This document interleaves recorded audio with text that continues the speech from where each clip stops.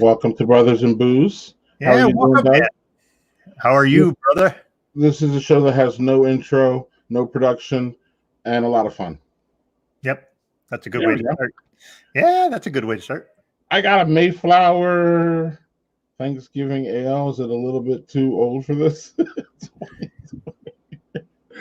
I believe this is from our friend Daniel Fisher, who was on the show last week. Yeah. It's hard to remember what the hell's going on these days, man. I have to agree. This week, we thought last week was like, holy shit, man. And then this week happened, and we're like, okay, well, I don't know. Feels like 2020 has dragged itself into this year. Yes, it has. So we're looking at some oats here. We're also looking at a nice malty Thanksgiving ale. Am I getting cracker?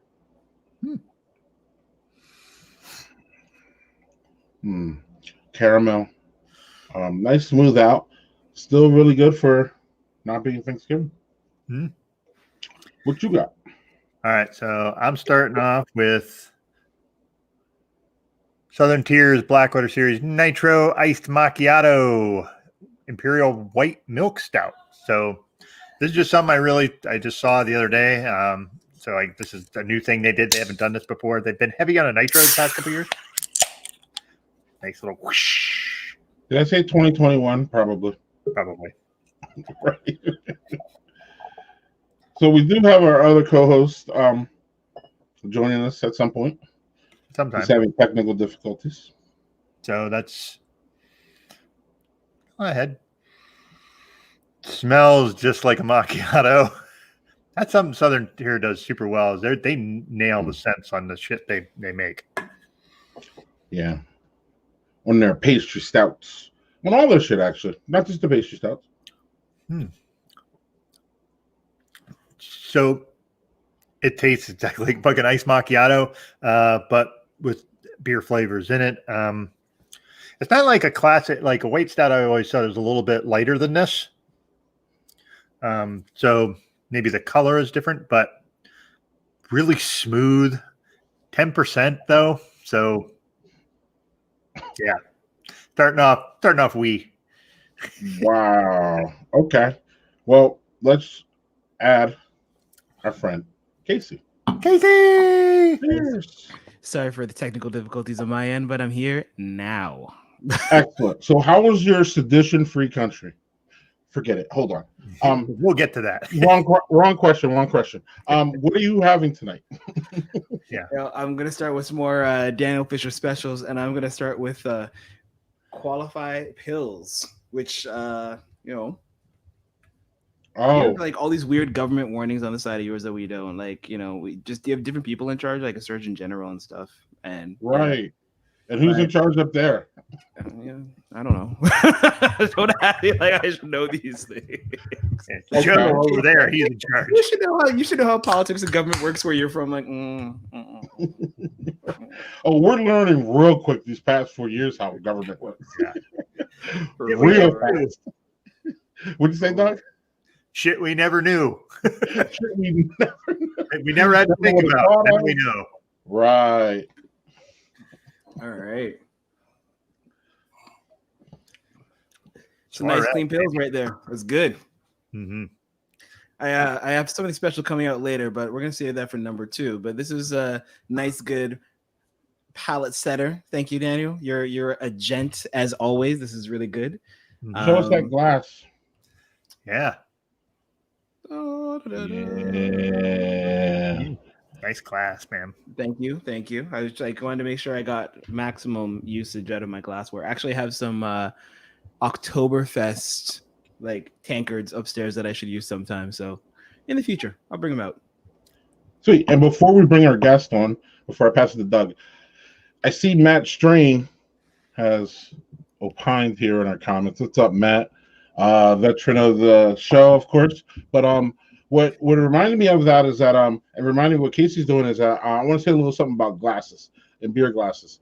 It was asked to me in one of these side measured things about, or it was asked to the group about I have this brown ale. What glass do I put it in? And my response was anything but a pint glass. And I mean that because pint glasses don't add anything to your beer as far as, showing off the aroma or showing off the look of it.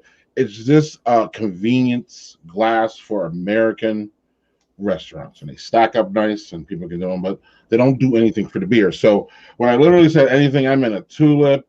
And I don't know if you guys noticed, I really don't pair a lot of my beers with glasses. I just go grab a whole bunch of glasses that look cool, and I bring them there and I pour my beer. So people who are smarter than me can get down and tell you all the different ones, and I can tell you too, but don't complicate this, especially in a complicated time like this. Just grab a glass. It's not a pint glass like this, and pour it and enjoy. And preferably a clean one. Apparently, we've been yelled at for that, so make sure they're clean. Are we still harping on that? Really? Yeah. Sacred pints are worse. Agreed, Joseph. Amen on the glassware. Yeah, as long as you have one. I mean, I'm still seeing people popping bottles and just doing that, and I'm like, that's even worse than a pint glass for me. Okay, put it in a pint glass then. It depends on the beer, though. If you're drinking like Stella Artois and you're just like, what you're getting, or Blue Moon, why are you doing that? Well, fuck it, just drink that shit out of the bottle. Who cares? Right. But the first question is, why are you drinking Stella? Doug, anyway, don't you go. It's your time, Doug. Your time. So I guess now we're introducing our guest, right?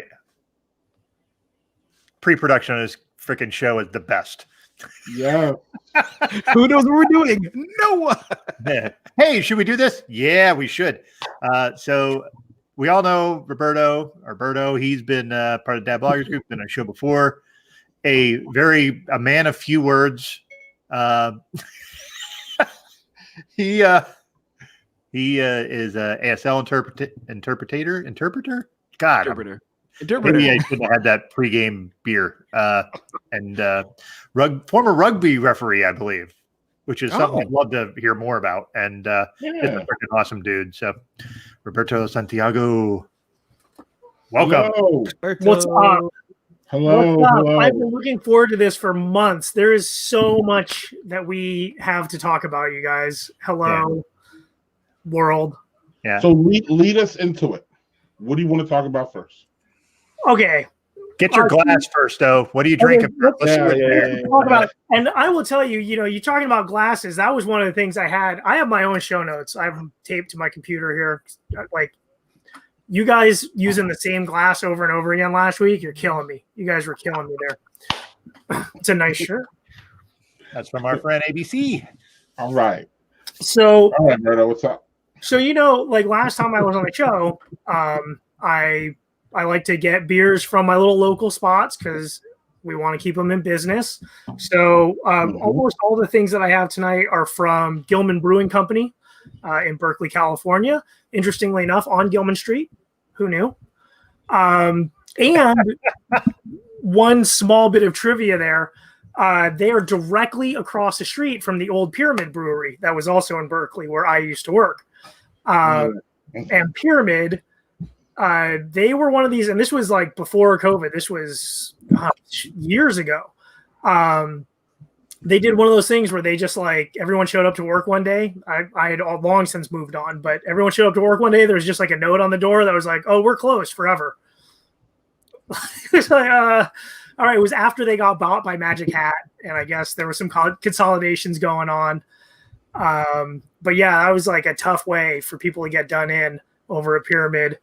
And then I actually met that Magic Hat guy, like with the glasses and the beard and everything. That guy just at a bar in DC. I don't know what he was doing there, but I told him I used to work at Pyramid, and he just looked at me. He actually, I told someone who was there with him that I used to work at Pyramid, and he came over to our table and apologized to me. Wow. He's like, I'm so sorry about what happened. I was like, no worries, man. It's fine, except it was a terrible move. But so directly across the street from where Pyramid used to be is Gilman Brewing. This is Frog on a Bicycle, Juicy IPA. It has a lovely graphic here. I don't know what the 5-pound barrel means. I did not do my research on that. Maybe it says on here, but I'm getting like nearsighted or farsighted, whatever it is, where I can't read shit. That's hell of little anymore. It's called Old Mr. Age. Himself had a little bit too much swamp juice. There's a story on here. Super crisp, light body. It doesn't say what the 5 pounds means, but it does say that you should drink it on an old-timey bicycle. So, and Casey's like, we have too much government stuff. Last time I was in Canada, all the cigarettes don't play in Canada. They just say like in huge, like 50-point type. It's like, this shit is gonna fucking kill you. Oh my god, it's so true. And then like what kind of cigarette it is like really small. Right? I don't even smoke cigarettes. It just jumped out at me when I was at the store. Yeah. Half the package would just be like, pictures of people's insides or malformed babies. Like, this is what the fuck is gonna do to you. Like, don't smoke this. Don't open this package. Just don't do it. Just go walk away right now. And so the glass, I'm using my Streetcar 82 glass, which is by default almost my favorite place in Maryland. So if you're ever out in Hyattsville, Maryland, Streetcar 82 is owned by a couple of deaf rugby players. So 2 guys I used to play rugby with left their jobs in education and opened up a brewery. And they're open for delivery in the Hyattsville, Maryland area. So if you want to support not just small local brewers, but also small local brewers from marginalized communities, Streetcar 82, they did a Black is Beautiful batch when that was happening. So they are deep in the game. And so shout out to them. And that's my open for that's just the open. I think Doug has something after I Well, I'll let me jump here with the comment first. Yeah. So what is that jersey? Okay, so we've been going back and forth on Twitter. I see you've got your Parker shirt on, which is great. That's right. Good job. That's awesome. Thank you. But this is just to remind you that congrats to all the success on the Browns, but they lost to the Jets, homie. They lost to the Jets, which should have counted as 2 losses and automatic disqualification from the playoffs for anyone who loses to the Jets, because only 2 teams lost to the Jets. Okay. And the 49ers weren't one, despite everything else that happened with them this year. Y'all lost to the Jets. Come on, Cleveland. What was that? How Baker Mayfield had 3 fumbles. People were like, "Oh, his wide receivers had COVID," but that doesn't get you 3 fumbles or 4 fumbles and 3 lost or whatever. It was like, come on now. That's no good. Not to mention, I had the Cleveland defense in that game of fantasy football, and they. Now we get to the real gist. Casey, because what happens down here is fantasy football overrides anything that real football brings. Do you have a fantasy football up there? I'm aware of it. We do fantasy hockey more than anything else, but it's in my world. I understand how it works. I just hold on, Robert. I just want to let you be able to answer these questions. So they want to know, what's that jersey? So you wore the jersey to troll me because the Browns lost to the Jets. Okay. Exactly. So, please tell me that's a Wayne Corbett jersey. It is a Wayne Corbett jersey from the 90s. Wayne Corbett, one of my favorite all-time players. And for people who don't know, it's because he was like 5'10" and ran slow. Everything. He was basically like, he went to Rutgers. He went to a nothing school. And he got made one of his early big claim to fame. So he came in the same year as Keyshawn Johnson. I don't know if you guys remember Keyshawn, Money Sean, Keyshawn Johnson. But Keyshawn, after his rookie year, wrote a book. Who writes a book their rookie year? This kid was interesting. But he wrote a book and he just like dissed Wayne Corbett. Right. And so Keyshawn was like, I'm the Human Torch. Wayne Corbett is a flashlight. So he's dissing his guy on his team. And so then they started calling Wayne Corbett the Green Lantern, because in the end, Wayne Corbett actually had a very solid career. Very cool player. So this is my favorite Jets jersey. But you're not a Jet fan, though. Just So the people comments are my confused. stepdad, my dad's from New York. My stepdad's from New York. So I've got all these New York things. And so my stepdad was a huge Jets fan. And the Jets were like, they're kind of like the Browns. They were like almost good for a while in the 90s, right? Just like the Browns were almost good in the 80s, right? But then you had a fumble and a drive and, you know, Vinny Testaverde. Vinny Testaverde actually really good for the Jets. Really solid for the Jets. Got him to the AFC Championship game. But so I am like sort of like a secondary Jets fan just from my family. Well, Chris didn't know that New York had football teams. They are in New Jersey, so that's more trolling. I love it, by the way. That's fine. The sports phoned it in like the Yanks in the neck. So doesn't sound like a New York sports fan here, and Chris. Doug, what's going on? All right. So the other thing we haven't talked about to start the show is Berto's birthday was yesterday. Hey. So in regards to that, Oh, look at that. Good job, happy birthday in ASL. That was very good, man. Cheers. Yeah, I was like, I really should, and I've said this for years that I should start learning ASL because I'm partially deaf to start, and as I get older, it's only going to get fucking worse. So who knows if I'll be able to hear anything in 10 years. So like, and I keep putting it off, and yeah. Thanks, Daniel. Thank you. I did that right. I remember it being like you had to put the like middle finger. Happy birthday, and then yeah. But I did it like this instead, like a timeout instead of like this. But I understood. I got it. You know, it's like English grammar. It's like anybody trying to learn a new language, right? Like you want to make some mistakes around there. But thank you. I had a great day. You know, it's interesting because you know we all know each other from some different spheres, the whole dad blogging thing, all that. And so for me, like as a family day, especially during COVID, it was a really cool day because I woke up, my oldest, my 11-year-old, and my wife made breakfast. And then the middle child, so they all did a different part. Like my oldest got up and did all the prep. And then my middle kid made scrambled eggs. And then we just had, it was like potatoes and bacon. It was like the whole breakfast. It was beautiful. And then for dinner, my middle kid made burritos. Like pretty much just all on their own.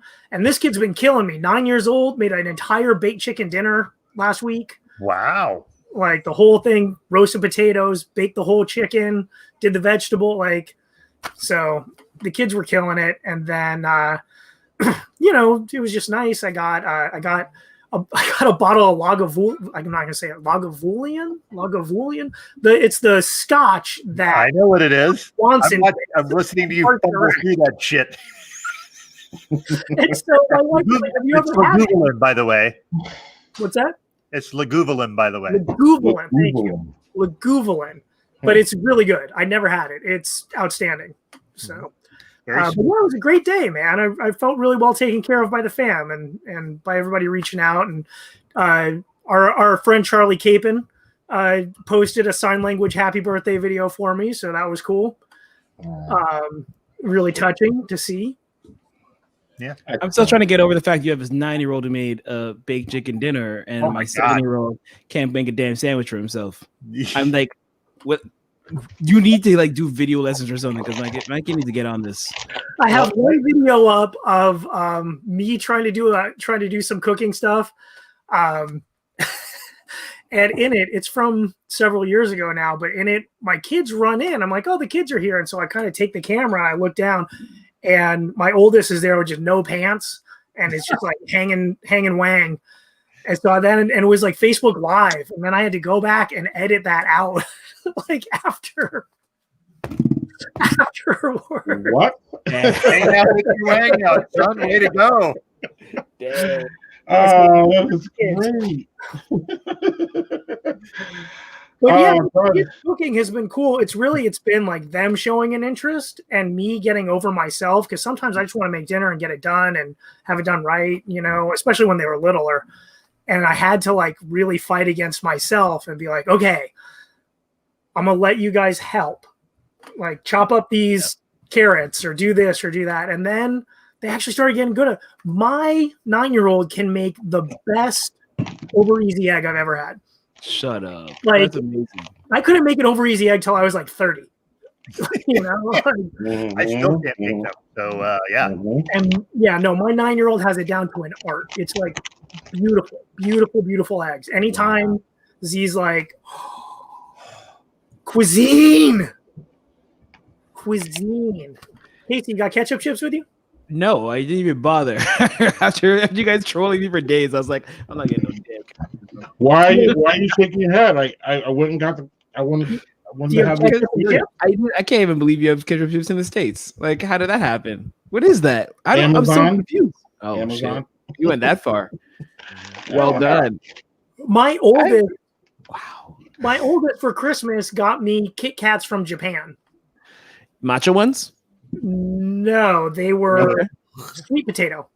I like Doug. Matcha Kit Kat is not a bad. Do not scoff at matcha Kit Kat. I won't Any weird Japanese Kit Kat is stop at anything matcha. That stuff tastes like fucking green. It tastes like green powder, like it looks. That's exactly what it tastes Delicious like. green powder. Yeah, you bet that ketchup chip flavor there? You loving it? See, honestly, okay. Ketchup chips are the truth. They are amazing. You need to stop. You guys have Thanksgiving dinner fries and gravy chips down there and stuff. We do ketchup chips up here in Canada, and they are great, and we love them. And anyone who wants to shit on it can just get out of here because ketchup chips are great. Because here's the thing. Chips and ketchup are not good. Like, you would never take a potato chip and put it in ketchup. So why is a ketchup chip good? Don't ask me how I don't know how it came to be. It's just a thing now, and we accept it and we love it and embrace it. It's like, you know, when you had fries and you had gravy, that was good. But someone's like, you know what? Let me put some cheese curds on that just because I'm French and weird. And now we have poutine, and we love it. So Poutine is great. They cannot make good poutine here. So no, I know this. I know this very well. My wife went to college at Montreal. At McGill. My wife went to McGill. Oh wow! And no, My father-in-law went to McGill. Oh, they know. They know. And so anytime and like the place will open up here called like Montreal Poutineery, and you're like, yes, they're gonna get it right. They don't get it right. Why? They don't get it right. You usually don't have the ingredients. It's not a tough recipe. It's French fries, it's brown gravy, and it's cheese curds. We have all those things here. Not brown gravy, duck gravy. Am I right, Casey? Is that correct? True. If you get it right, it's duck gravy. I made duck gravy. I didn't know. Of course know. you did. Greg is what like have you made? Start down the whole bag of chips. I've got duck gravy in my fridge right now because the 9-year-old, little cuisine meister 9-year-old, instead of a turkey, we did a smoked duck for Thanksgiving, and so from the smoked duck, I made duck gravy. Yes, Doug. I want my second beer. Yeah. We're like, they're just going. I'm like, all right, second beer. Let's do this. These are decent. I wouldn't go out of my way to get them, but if they were put in my face more, I might buy them. But they're not better than sour cream and onion. They're probably like the second tier. They're the second tier. Like the top tier barbecue, sour cream and onion. Do we need to get into this? Put me on the record saying sour cream and onion is filth. Thank you. Really? I hate it that much. All right, so I will say this. I actually prefer having plain chips and dipping them in sour cream and onion dip. I can understand that. I can appreciate that. Onion dip is good. Yeah. Absolutely. So are we done talking about Parker Mayfield and everything? Oh, we don't have to be. I'll talk about the Browns all day long. They're in the playoffs. I'll sit here and drink a whole stream for 3 hours. No, I mean here's the thing, and I think I told you this before. Is and eat these. The reason I get on you and I get on Darren and I get on the captain and everybody else about Cleveland sports is because I'm not a Cleveland sports fan. I am a Cleveland sports fan. Okay? I don't like Cleveland teams. I love Cleveland fans. You guys are just spectacular in your devotion and how you talk about your teams. It's so fascinating. Adorable. And I'm rooting for you guys most of the time, right? That's caping fucking busting your ass, Casey. So I appreciate you, Charlie. I appreciate you. If we're done talking football, let's talk about basketball. What? He brought costume changes. Oh God, is that a Jet jersey? No longer. It is a Jets jersey. It was. It But was. now, I mean, if we're talking Cleveland teams, how are the Cavs? Is Kevin Love still good? Does he still play? I don't even think he plays right now. To be fair, you can't see a Cleveland game on TV anywhere because they're terrible. But Not the football team. yeah. All right, second beer before we freaking get sidetracked into another sport conversation. Greg and I, Mars Hotel from JHG. Do you have it? No. What? I thought you had it. You said you had it. I'm just annoyed by Berto. It's fine. Mars Hotel, Blue Jacket, where we saw some of the drunkest people we've ever seen at a bar. Yeah, right before That was COVID. Fucking amazing. It was amazing. It was kind of alarming though too. It's like, is anybody stopping these people from drinking? Seriously. No, those People people anybody out? Just saying. annihilated drunk. So Oh, look are at you this using the beautiful same mess. glass that you just used? Not me. Maybe Doug though. Oh man, Yeah, was that last week? That was Casey. That wasn't me. I'm gonna What go is rinse it? my glass for Berto's benefit so that he doesn't feel like I'm slighting him. So I'll be right back. Oh, that shit! This shit is hilarious. More outfit changes than a Lady Gaga concert. I just wanted to know if we want to talk about basketball see, there's where I can talk all day because I'm a huge basketball nerd. and how LeBron did you guys wrong, then right, then wrong. Hey, I'm a Miami Heat fan. They did right. He did right by me. He had 2 championships there, so I'm happy with that. And also, I'm not going to go into who the best player ever is because I get Conversation. The who's the best ever is like honestly that's kind of a boring conversation because we know that it's Spud Webb. I was thought you were going to go Like on a pounds per square inch basis, it's definitely Spud Webb, and we all know that. Like all the other guys are hella tall. Shit's easy.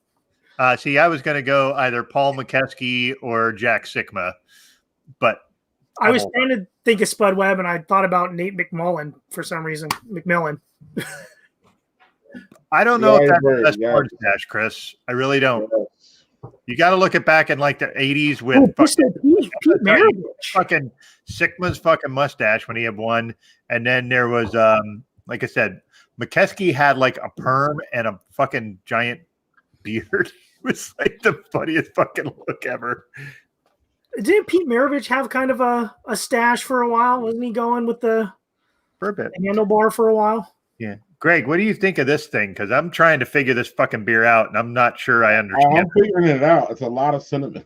It's cinnamon in that it's posted. It says it's with horchata, natural flavor, vanilla beans, and cinnamon. And the cinnamon overrules it. The horchata is like kind of mixed in there. It's weird. Was it a porter?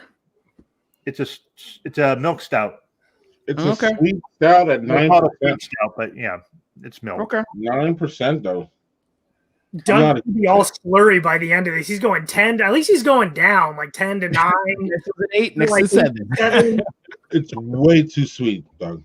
I agree, and it's something where I would have one of these and probably never have it again. Yeah, tasting would be much better. I could explain my second beer to you guys, and you guys can try to break it down for me because I bought it because it sounded very interesting. But And then we have I'm not well versed enough to understand all the magic that goes in this bottle. But I went over to Blood Brothers. Well, I didn't go. I ordered online because I'm lazy. But Lazarus Syndrome is a spontaneous blend at 7%. And so it goes on the side, our homage to spontaneous fermentation, unique to the brewery. It can never be replicated. The flavor of this blend is connected to the terroir at our brewery and the spaces we bring to our cool ship. Our goal with this series is to offer distinctive flavors that are a result of our geographic location. Their blends are unrepeatable and deeply complex. Our first offering is a blend of 1 and 2 year spontaneous with 15% barrel aged golden sour. That is that sounds like they did that with natural yeast. That's all. But terrier, how's that pronounced, Greg? You pronounce Terroir. terroir, whatever. Tewa! Oh, wow. I thought All like right, open the damn blend, thing. like, What when does they it just taste take all the wines and put them together, and they're like, it's a blend. It's Okay. Right. Okay. Yeah, open the damn thing. What does it taste like? Yeah, let's Let's find out. So I'm finishing up. Sorry, I was just gonna while he's pouring. I'm finishing up the frog on a bicycle. It's nice, light. It is juicy. It's a very drinkable sort of lower hopped IPA. Yeah, I'm not sure how much of this sweetness I can sweet. is tough. All right, what do you think, Casey? I mean, it's has some sour notes, but it also has a bit of sweetness to it. I don't know. I don't know how I feel about this. I'm gonna drink it, but I'm also my taste buds are also confused today. Oh, look at this. We made it halfway through the show. Hey, sponsor time. Sponsor Got time, it. sponsor It's time, sponsor time already. This can't be halfway. Wow. About Halfway for doing an hour. like 10. Yeah. I'm supposed to have something queued up here too, shouldn't I? What the hell am I doing here? Berto, what do you want to talk about? All right. So what I want to talk about for sponsor time is my new endeavor, Bay Area Independent Interpreters. Part of what happened during COVID is I lost my job, and that was very stressful because it's not a good time to lose your job. But what it did is it gave me an opportunity to do something that I always wanted to do, which is to start. It's a not-for-profit. I guess it's a business. It's not designed to really make money itself. It's designed to make money for the people who work with us. But basically what I sort of identified over my years as a sign language interpreter is that there is a barrier to entry in the market for a lot of people who need interpreting. Because interpreting is expensive, and especially when you go through like a traditional interpreting agency, they charge hundreds of dollars an hour sometimes. And what that means is that a lot of places who don't feel like they can afford that will tell a deaf person, hey, we couldn't get an interpreter, or we don't do that here, or, and then the deaf person has no interpreter for their doctor's appointment, for the meeting at this nonprofit, for, whatever it is. And then also in California, we're facing AB5, the whole contractor employee Uber law that went way south for a lot of people. And so this was a response to all that, to being unemployed and to wanting to bring something new to the market and to essentially trying to empower interpreters in a way to do more of their own work and be their own boss. So there's a lot of background for this sponsorship, right? But basically it can be tough. If you're a small business or a nonprofit and you need an interpreter, you don't necessarily have the time or the staff to call a bunch of people, right? You're going to call Bob the interpreter and Susie the interpreter, and you're going to call them all and find out their rates. People don't really have time for that. So that's why you go to an agency, because the agency has a list of like hundreds of interpreters, and you can just send the job to them and they send it out to everybody and they find someone for you. That's why they charge as much as they do. And agencies are great and they're important, and they're great for things like hospitals and school districts and government agencies that have big ongoing interpreting needs. But what about the people who have like the one-time, the sporadic, the periodic interpreting need and don't have the budget for that? So Bay Area Independent Interpreters is a network of sign language interpreters. And what we do is you can send in your one request to us like you do with an agency, and we'll send it to a group of interpreters. But after that, those interpreters contact you guys directly, and they send you a quote. Basically, they bid for the job, and that business gets to pick the one that they want. Right. And after we send the job out to them, everything is between that interpreter and the business. So us, the website, the network, we're not involved in that contract. We don't take a cut. We don't get involved at all. So any of these interpreters are not my employees. They're not my 1099s. They're independent contractors. But it's trying to get a bunch of us together as a collective where we can charge, right? When the agency charges $200, I don't make $200, obviously, right? I make a portion of that. So I can still get my portion going directly, right? Cutting out the overhead. And then the small business or nonprofit organization gets their interpreter at a much more reasonable rate, one that fits their budget. So our goal, we're not competing with agencies because we're not going after big contracts. We're trying to fill in all those other little gaps, right? We're trying to fill in all those other little gaps where people say, I couldn't get an interpreter. We want you to get an interpreter. You need to get an interpreter. In the United States, you're legally mandated to get an interpreter. And if you're curious about that, we can definitely do consultations with you too about what are your responsibilities under the ADA and what's the best delivery model for accommodations for what you do. And so, yeah, you can find us, BayAreaIndependentInterpreters.com. In terms of in-person service, that's not happening right now, but it is San Francisco Bay Area based. But for virtual interpreting, you need us in your Zoom meeting. We'll take clients from anywhere. And we've done things with clients from all over the country. But I feel like it's really important to have another service delivery model, one that specifically addresses the needs of small businesses and nonprofit organizations to get them to make sure they're fulfilling their legal requirements under the ADA and also bringing access to deaf people, because deaf people are a marginalized and underrepresented community, and one that not only has a legal right to access, but also has a moral and ethical right to access to all of the programming that we have to offer, whatever that is. So I hope you'll check us out, BayAreaIndependentInterpreters.com, man. Come get your interpreters. Amen to that, man. And like I said, it's something where, yeah, pay for Berto's interpretation. Trolling is next level in this episode. Oh my god, like it's so good. That was fabulous. And to be fair, some of the scotches that you can get, their names are just like, I don't even know what the fuck that is. There's some of them that are really, really difficult, and Lagavulin is a challenging one. There is a video or series of videos by an actor named Brian Cox, who, if you're familiar with the Bourne movies, he was in the first one. He was the guy who ran Treadstone. Like, that guy's been in a million movies, but he's Scottish, and he sits and he sips each scotch, and then he pronounces the actual name of the scotch for you. And it's like a series of videos of him. It's almost like weird instructional videos, but it's him telling you how to pronounce scotch. So it's fun. I mean, that's useful. I also, over Christmas, we watched there's like a 4-hour YouTube video of, I'm blanking on the actors, the Ron Swanson actor. He's great. What's his name? Oh, someone on Facebook tell me his name. Like that guy we know. His mustache. Anyway, there's like a 4-hour YouTube video of him just sitting in front of a fireplace, staring into the camera and drinking that scotch. Nick Offerman, my wife comes in. Yeah, I knew it was Nick, and I couldn't remember the fucking last name. God damn it.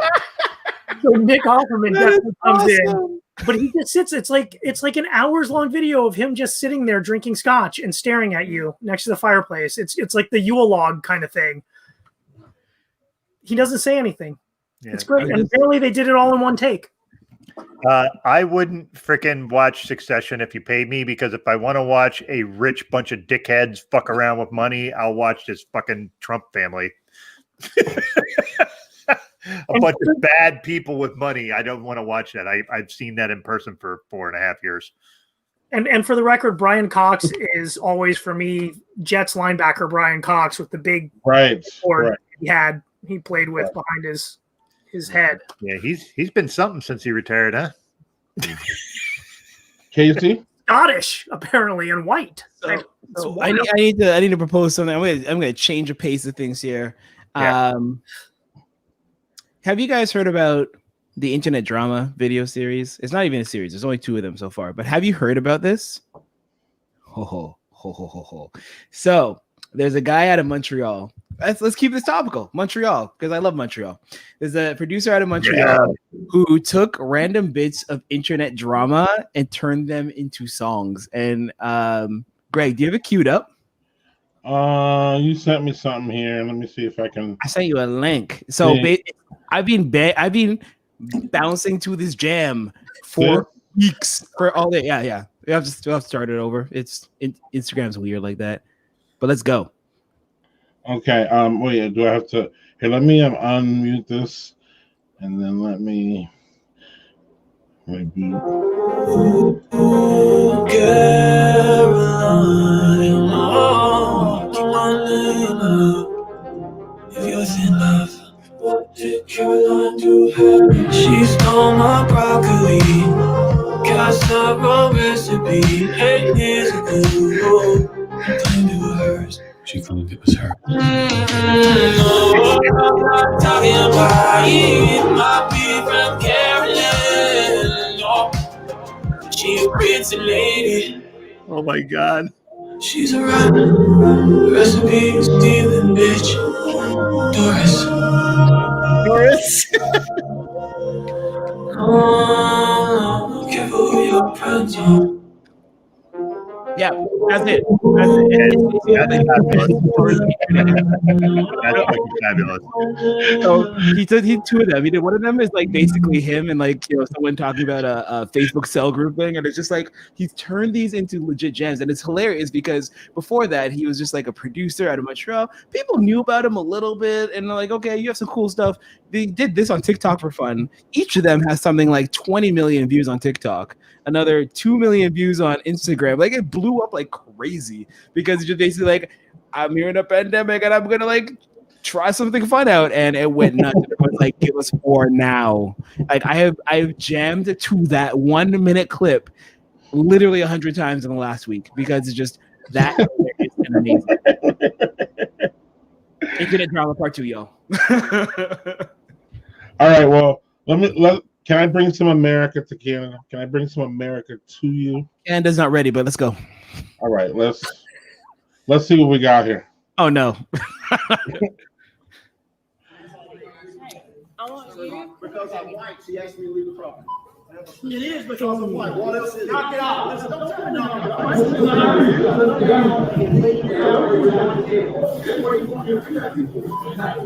I'm just want to know why she asked me to leave the property.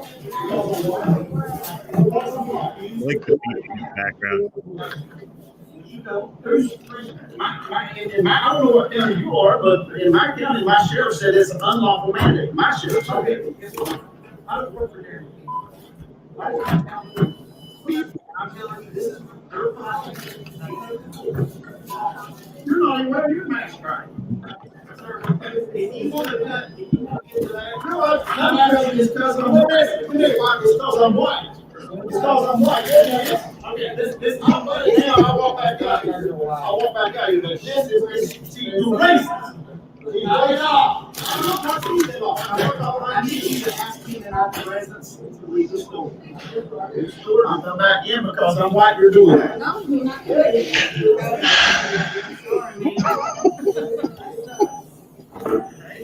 Boy, I was filming him the entire time. Micah says I got it on. Go. What good has ever started in the world with the words "because I'm white"? Like that doesn't lend to good stuff in general. Was that filmed by a child? Yes. It was like These are the important questions. What is going on in this cart? Like, there's a list and there's a jacket and like people are taking things out of it. Sorry, I was fascinated by the cart. Right. Because I right. every time they're talking, I hear it's beep and things get scanned. That's what they were at the check. Okay. But he pulled the white card. That's what I was like. I haven't heard that pulled in a while. I was wanting to see what you guys are going to think about that one. I feel like that could be like branding for so much. Like, you could have a cereal, you could have a clothing line, and just because I'm white plastered across it. And then after that is an explanation for like so many different things. And Doug would be just like, Casey, they're taking this too far, Casey. I'm like, I know. See, that reminds. So my mom used to work for. My mom was a writer, and she used to work for a magazine. That was like a Asian American themed. Was it called Because I'm White? No, it was called Rice. Okay. It's called what? It was called rice. And I can't. and they had shirts. They gave out shirts to everybody that said, "I like rice." And so the idea is that all these Asian Americans would be rocking around with shirts that say, "I like rice," to play on the whole thing. Oh my gosh. Oh. And so I think Because I'm White actually works as a brand for sure. Like if white people are ready to embrace their whiteness in a way that isn't also frightening. Wow. I'm going to have to come up with Black People magazine, and each edition will just be so horrendous. It'll be like, here's a chicken and waffles edition, and here's a watermelon edition. And everyone just be like, Casey, stop. I'm like, I need to drive this point home. I don't know what the point is, but I need to drive it home. right. So Manny wants to let everybody know it's a big announcement. Waffle Crisp is back. I don't know if you guys know this. Manny's a big cereal guy. He loves cereal. I believe the man travels. He's gonna be on the stream sometime in March. Yeah, we talked about that. Yeah, so we're gonna get to the whole cereal thing, but Waffle Crisp is back, and he's saying it was one of the best cereals made back in the day, and they just re-released it. So, and he's got people scrambling and Googling this. Yo, Manny, if you wanna figure this out, we can figure this out. If you want to ship some of that to Canada, I'm willing to figure this out and try it and see how good it is. Wait. So you're a cereal person? I love cereal. Cereal's amazing. What's wrong with cereal? And milk? So, why wouldn't you have milk? What are you talking about? Okay, I'm just making sure. So then I eat my cereal out of a Ziploc bag like a child. That's it. Stop trail mix. Trail mix. You can stop. This is not kindergarten snack time. Stop it. Cheerios. Oh, I heard something on the internet too, where some people put the milk in before the cereal cases. What is wrong with the people? Who would do My that? wife does that. It's so weird. Who? My wife. My wife is a milk before cereal person. I'm like, how do you open the door and said Nick Offerman? Yeah, have the cereal in there first. Yo, but how do you not get milk overflow? Like, what the hell? Milk first? What? That's weird. It's just weird. You can't go grab her and ask her to get on here and explain herself. Get out here and explain this ridiculous. You want to come explain? I have something that's similar that isn't food related that I'm curious if we could start a little fight here as well. Timmy up, Casey. I got you. Tim's 13-year-old. So this is is this a widespread problem that we have to deal with? Yeah, it's an epidemic. Hey, we're gonna have wide milk cereal because it doesn't make any sense. Okay. Excellent. I'm still eating my dinner. This is great. Hi, folks. How's it going? What's up, internet? Do you want the chair? No. I'll just crouch here at your feet. I'll just.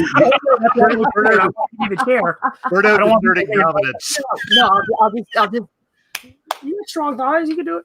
All right. I've broken up with. You know what? Wow. Listen, that's pretty intense. Okay. As a milk firster. Okay, I'm here apparently to defend my sisterin. I don't know. Right. Let's hear it. It's not a real thing. I'm going to tell you right now, it's not real. But when I was 8 years old, I was told, like, if you're worried about it getting soggy, just put the milk in first. And I was 8, okay? I am printed. I'm not telling you it's logical. Okay? I can see I'm not getting anywhere with you fine folks. That's fine. That's okay. I'm just... You're still haunted by horrible childhood advice. I respect that. But here's the thing: is she almost horrible childhood advice, like a bad genetic trait? Like it was like if you could do amniocentesis for milk first, I think that would be a more useful for that. That's really messed up. Oh man, it's something I've never heard of in my life. I'm just very surprised by this entire phenomenon. It's so crispy and nice, and I know it's in my head, but I like it, and it's not. I'm not hurting anyone. Okay, just That's like true. It's a very benign thing, so it's Let her okay. have her milk first. Before she escapes us, because I know she wants to get out of here because we're so weird. Do you prefer a top sheet when you sleep? Oh my gosh, really? You know what? Shut up. Yes. no, but we've been keeping the house Who cold. invited this Canadian? So Wow. one of the I'm just listening. I'm watching the Facebook comments come up, and I'm like, raised wrong. You know what?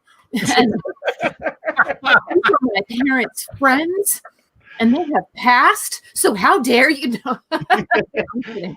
I'm So kidding. do you like gravy? Do I like gravy? Yeah. It's a very important question. Right. Who doesn't like gravy? Exactly. That's the answer. We've had people who said You got the gravy. right answer. You got the right answer. All right. You Okay. win. So I can stay married. Yeah, I'm you're okay. All right. You're allowed. The gravy grandfathers you in. Everybody have a great time. So, Roberto, does your wife do the top sheet? I didn't get her to answer. No, that we one. do. We do the top sheet because we don't keep the heat on it, right? And so we got the flannel top sheet. Right, Doug. Right. Because otherwise, you're just sweating into your comforter. Like, what's that going to smell like? Right, Doug. That's hard to wash. That's why you have a egg cover. Doug. I have to say, I've learned You more just sleep. interesting food quirks about people from this show than anywhere else in my life. It's- Literally. And what do you blame it on? America or what? America. I don't think it's American. It's just that everyone has done such different things growing up and built different habits into what they do that we've become adults and it's like, no, this is the way you do it. And you're like, what the hell? No one does it that way. But it's just like, it's so interesting. Like food is it's a one equalizer. Everyone has to eat, but everyone does it a different way. And when you hear like these odd things that you just never thought people did, you're like, oh, okay, that's a thing. I So, think no, that's a wise idea, Daniel. Yes. So when you enter the Daddy Porter group, it should say top sheet or not. It should say, do you like gravy? Right. Can I ask you guys a gravy question? Yeah. Can I ask you? And obviously, I want to hear from all of our wonderful audience here, but I want to know if this is like weird or like potentially dangerous or just, like fine. Okay. Uh-oh. I've essentially been using the same gravy for like a year. So I made gravy, with the drippings and the whole thing, right? And then what I do is then I freeze it. And then when I need gravy again, like I make another chicken, I make another turkey, right? I get that out and then I make it. And so it's almost like a sourdough starter at this point where like it's just been like a continuous gravy that's been added to and churned and reconstituted for a year. How is that any different than like doing a stock? I don't know because I don't know what's involved in that. Well, with stock, you just like, so let's say you have a chicken and you take the bones and the gristle and all that stuff and you put it in and with water and a couple, and I think. No, I do that. And then I just eat it all. Awesome. And you make it and you freeze it and you bring it out and you can make stuff with it. I don't think it's any different. Personally, what do you guys think? Casey was disgusted by my years old gravy. Casey was disgusted when he first heard it. Mm-hmm. It was the freezer element helps for the entire health and safety element of it, but y'all just need to up your gravy consumption so you actually eat the gravy and don't have old gravy to put in with the new gravy. That makes no sense to me. Like, why are you going to combine your old and new gravy into some new twisted middle ground gravy? How much gravy I make? I'm serious about gravy. I used to bring when I had to go to Thanksgiving at other people's houses, I used to bring my own gravy because nobody ever made enough gravy. Wow. I mean, that's like people bringing their own hot sauce to restaurants. If you've ever seen it. Oh, I'm that jerk. I am that jerk. I do it. Mm-hmm. You're that guy. Listen. All right. My wife is Dutch. My kids are mixed. They all hate spicy food. And when we go to places, I'm just kind of like, yo, This is lacking. Pour some of this on it. Casey, I know you're going to feel me on this. I have to make 2 pans when I cook dinner because I need to make one that's spicy and one that's for the family. Exactly. It's one of those things where it's just kind of like, you have to play to your audience, and if your audience is your family and they just can't handle the heat, then you got to make the right adjustments for it. But yeah, you have to keep it separated because even the little iota of spice that gets in there, it's problems. So I hear you. And the 2 older kids are starting to come around. Like the oldest will eat kung pao chicken and stuff now, so they're starting to go, but it still is like a little bit of like, I'm like, okay, so I'll make like everything and then I'll take like a portion of it, put it in a separate pan and then really cook it. Tim, you're making that from bacon grease from this morning. That's within a 24-hour span. Berto's talking about gravy from a year ago. I imagine there's still molecules of it. Difference. Getting. Hey, whatever heard freezer burn? Freezer burn's a thing, y'all. I'm just saying. I don't know. Doug and I didn't talk before the show about what we were drinking, but Jesus, I got a 10% stout here. Very apropos named. Very nice name. Yeah, and it's a very nice stout too. Doug, you've had this one before. Yes, that's a great one. I have a stout too. A year-old one. Oh, that looks nice. Great Lakes Blackout Stout. I didn't even realize I have so much shit in my fucking cellar fridge. I'm not even sure what I have in there. Roberto, hey. I'm going with the Gilman Brewing Auto Shop Double IPA. I believe this is sort of a traditional West Coast IPA. Not a triple. Sorry, Casey. Not a quadruple. Not 15 blades on a razor. But it's got a nice... Keep increasing number of blades. I thought it was 12, and now it's 15. It's got a nice color to it. It's definitely sort of a traditional West Coast IPA. It's hoppy, nice, but not overly hoppy, and it's drinkable. Hey, Greg, question for you. Is it bad that when I saw your beer, when you showed us the can, the first thing I thought of was Chef's chocolate salty balls from South Park? Like, it's the first thing that came to mind. I was just like, that's now stuck in my head for at least the night. I love my salty balls. I would sing it, but Greg would be irritated with me, so I'm not going to do so. But I don't think that is intellectual property. Awesome. So I call my chocolate salty balls. Put them in your mouth. I'll send you the check. A year old, you should have paired that with Roberto's gravy.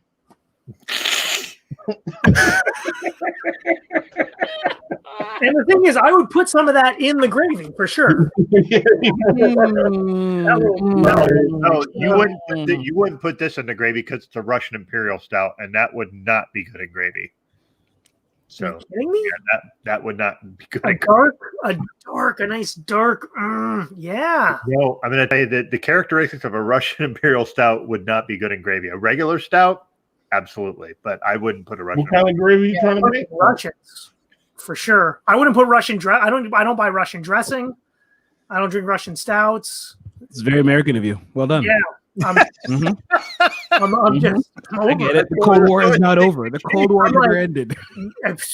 It did. Casey? Have you seen our elections? Oh, shame. That's true. Seriously. Right there. You want to go? All right, come on. Let's get political now. All right. No, you didn't. No, stop. Stop. Just pull another shirt off. This is my Colin Kaepernick as Captain America shirt.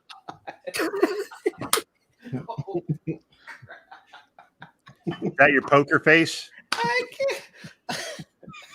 can't. My poker face. Hold on, Casey. We're at a Lady Gaga concert. All right. Casey, I got one more for you. So Casey was like, we have to settle our beef. And I was saying I was a vegan, so we have no beef. Right. And Casey apparently hates vegans, which is why I said it, because I'm not a vegan. But, I also got this one because I know Casey always has the fly hats and everything. And I wanted to make peace with my brother from across the world. He has set the record for wardrobe changes on this show. He really has. That is he's gone from 0 to like 2 or 3. And the record, I'm pretty sure, is not going to be touched. I'm going for full carrot top, like prop comic. Madonna status here. Like, imagine if Madonna and Carrot Top had a baby. I don't want to imagine that. I want you guys thinking about that. I don't really don't want to. It's important for me that you visualize that. All right, Casey. So real quick here, Casey. I don't know if you know one of the bits since the last time we saw you in a stream. One of the biggest things that I'm pretty sure, it was the last time. I'm pretty sure that our wonderful president got kicked off of Twitter. So yes. So I want to show you one man's reaction to this, and then we could all talk.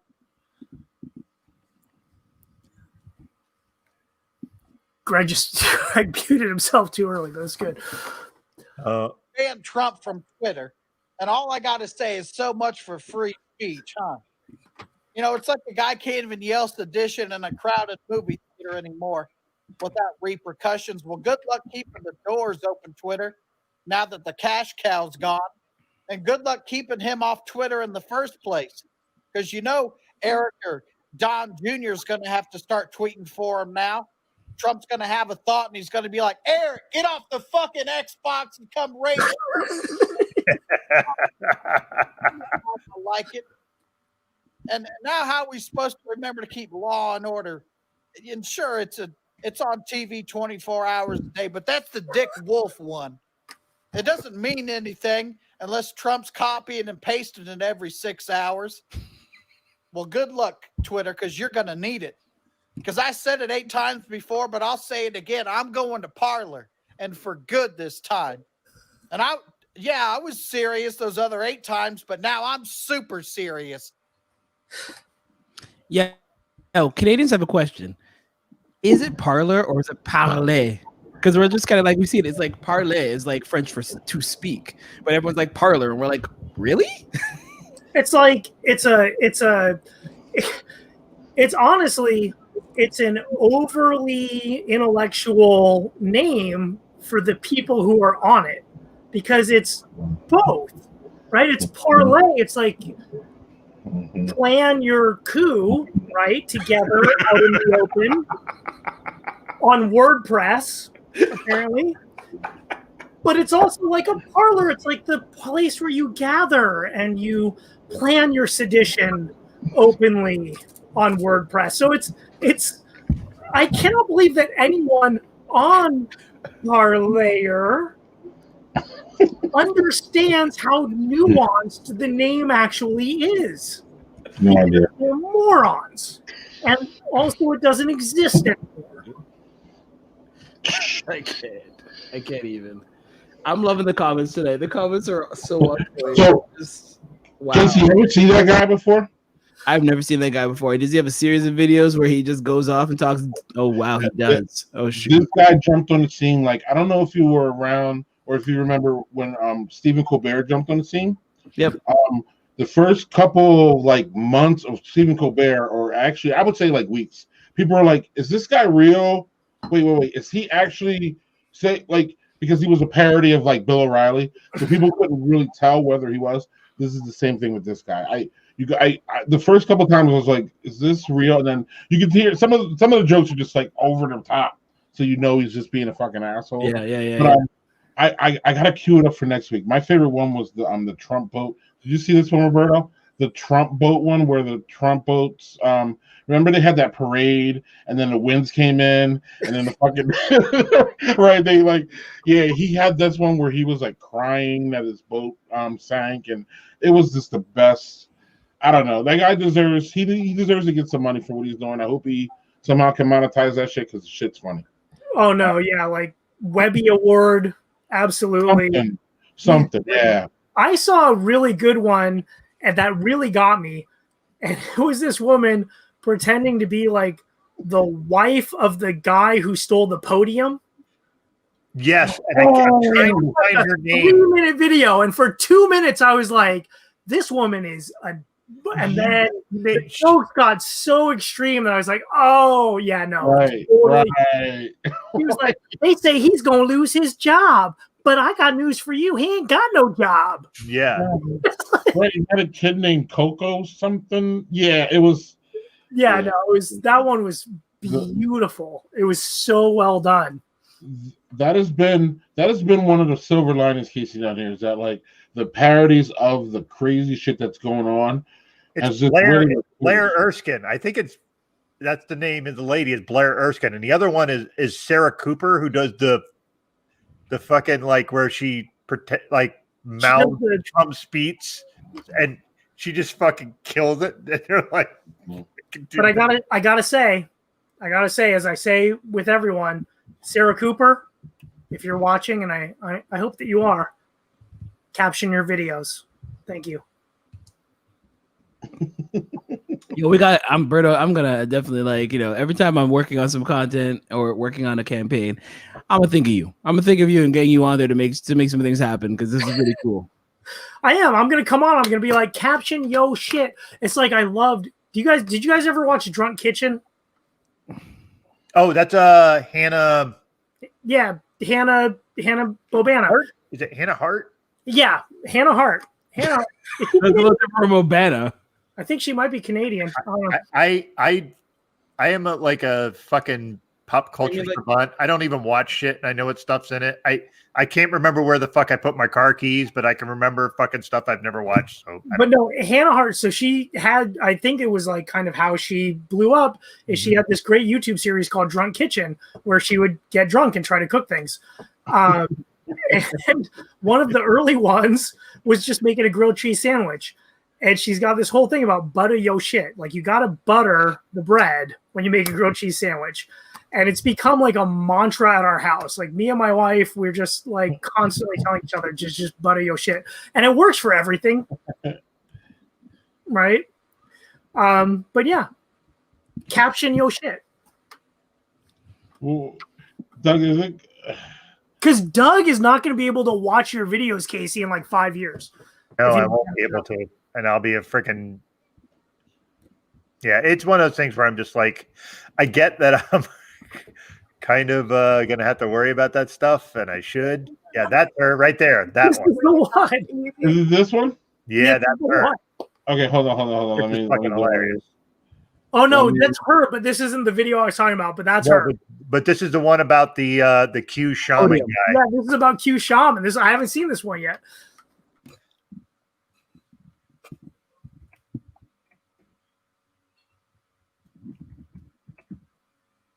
We don't know what you're saying, Greg. Victor, the next shirt I have on is my skin. I'm not going to forget that. Hey everybody, I just wanted to hop on here and say thank you for your thoughts and your prayers about Jake. Jake has not eaten since Friday because he won't eat. I'm sorry. They are starving him there by offering him food that he then has the option to turn down. Jake is on an all organic diet. Okay, so nothing that breeds, nothing that bleeds, nothing that has seeds. He can't eat anything that can feel love. He can't eat anything that can feel fear. He won't eat anything that screams whenever you put it in a pot or you slice into it. So please stop sending him pomegranates. They do all of those things. Organic means that Jake only eats stuff that comes out of the ground in his mom's backyard, in the bunker where we have the Vienna sausages and the jumbo Slim Jims. That's all he can eat. And his water can't be too wet because that's not straight. And he likes his milk whole. And that's what he calls his mom's nipple because he's a gentleman. He likes his milk whole, and he doesn't have it where he is right now. And that's hard for him. I keep seeing people online saying, well, if he only eats organic, why is he wearing fur and horns? He wears those horns, and he wears that fur to remind us that even though we may not think about it, Party City sells some kinky shit. That lady is a fucking amazing follow. I'm telling you, you'll shit your pants watching her stuff.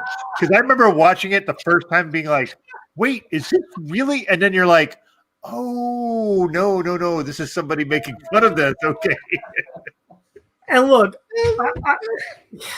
I don't want to bring down the room, but like that guy, the judge for that guy to get his organic food, and Sandra Bland is dead. Like that fucks me up, man. You're still muted, Greg. Yeah. So right. So I'm going to say my wife works as certifies organic farms, and they had a whole chain of emails talking about this thing today. So, yeah. Like, What somebody said, like the Onion should go out of business because they can't even like make shit up. They can't make shit up fast enough to keep up. Right. Because you look at it, and you're like, oh, that should happen. oh yeah, no. Can we talk about Lauren Boebert? Oh, She's done like 15 things that would get any of us thrown in jail forever, right?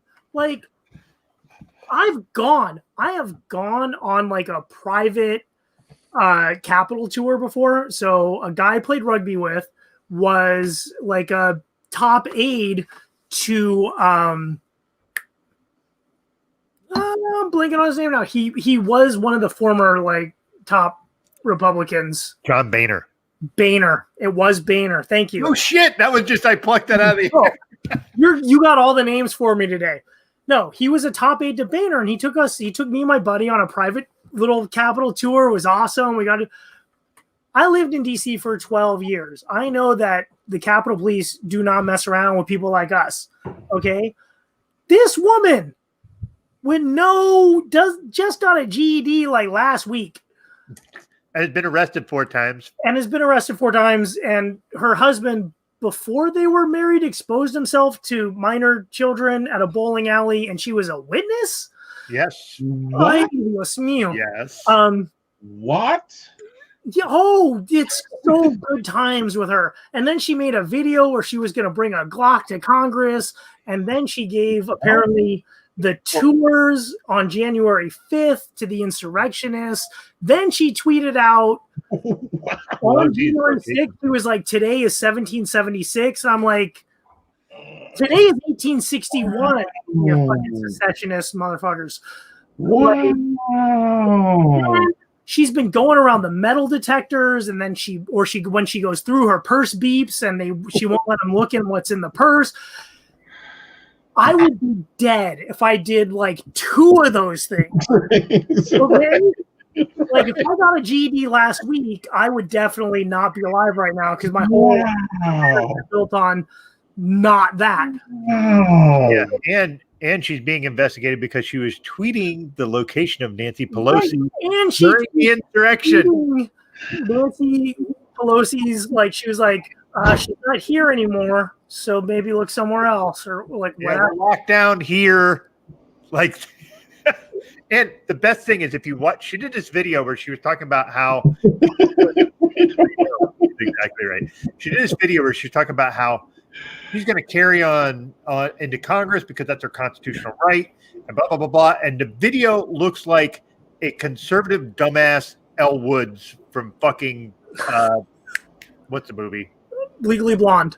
Legally Blonde. No she's name. Like, bouncy and like yeah. And I'm just like, what the fuck am I watching? Like, what? So in this dumb skull, like Jesus. Colorado. Yeah. Butter your shit.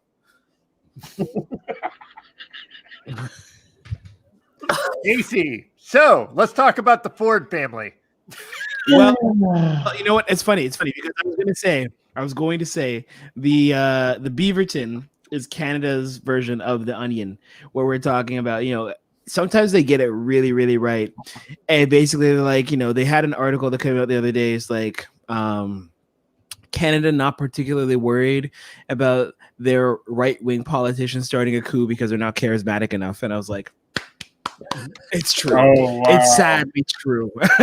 They're not good enough to incite a coup because no one gives a crap about them. Wow. And yeah, Canada's like, in some ways when it comes, politics especially, Canada does have like America's super light when it comes down to some of the things we have going on. People say stuff and we're just kind of like, yeah, but you're an idiot, so we're not going to listen to you. And sorry, go ahead. Right. No, I'm done. I'm good. Go ahead. And in America, go,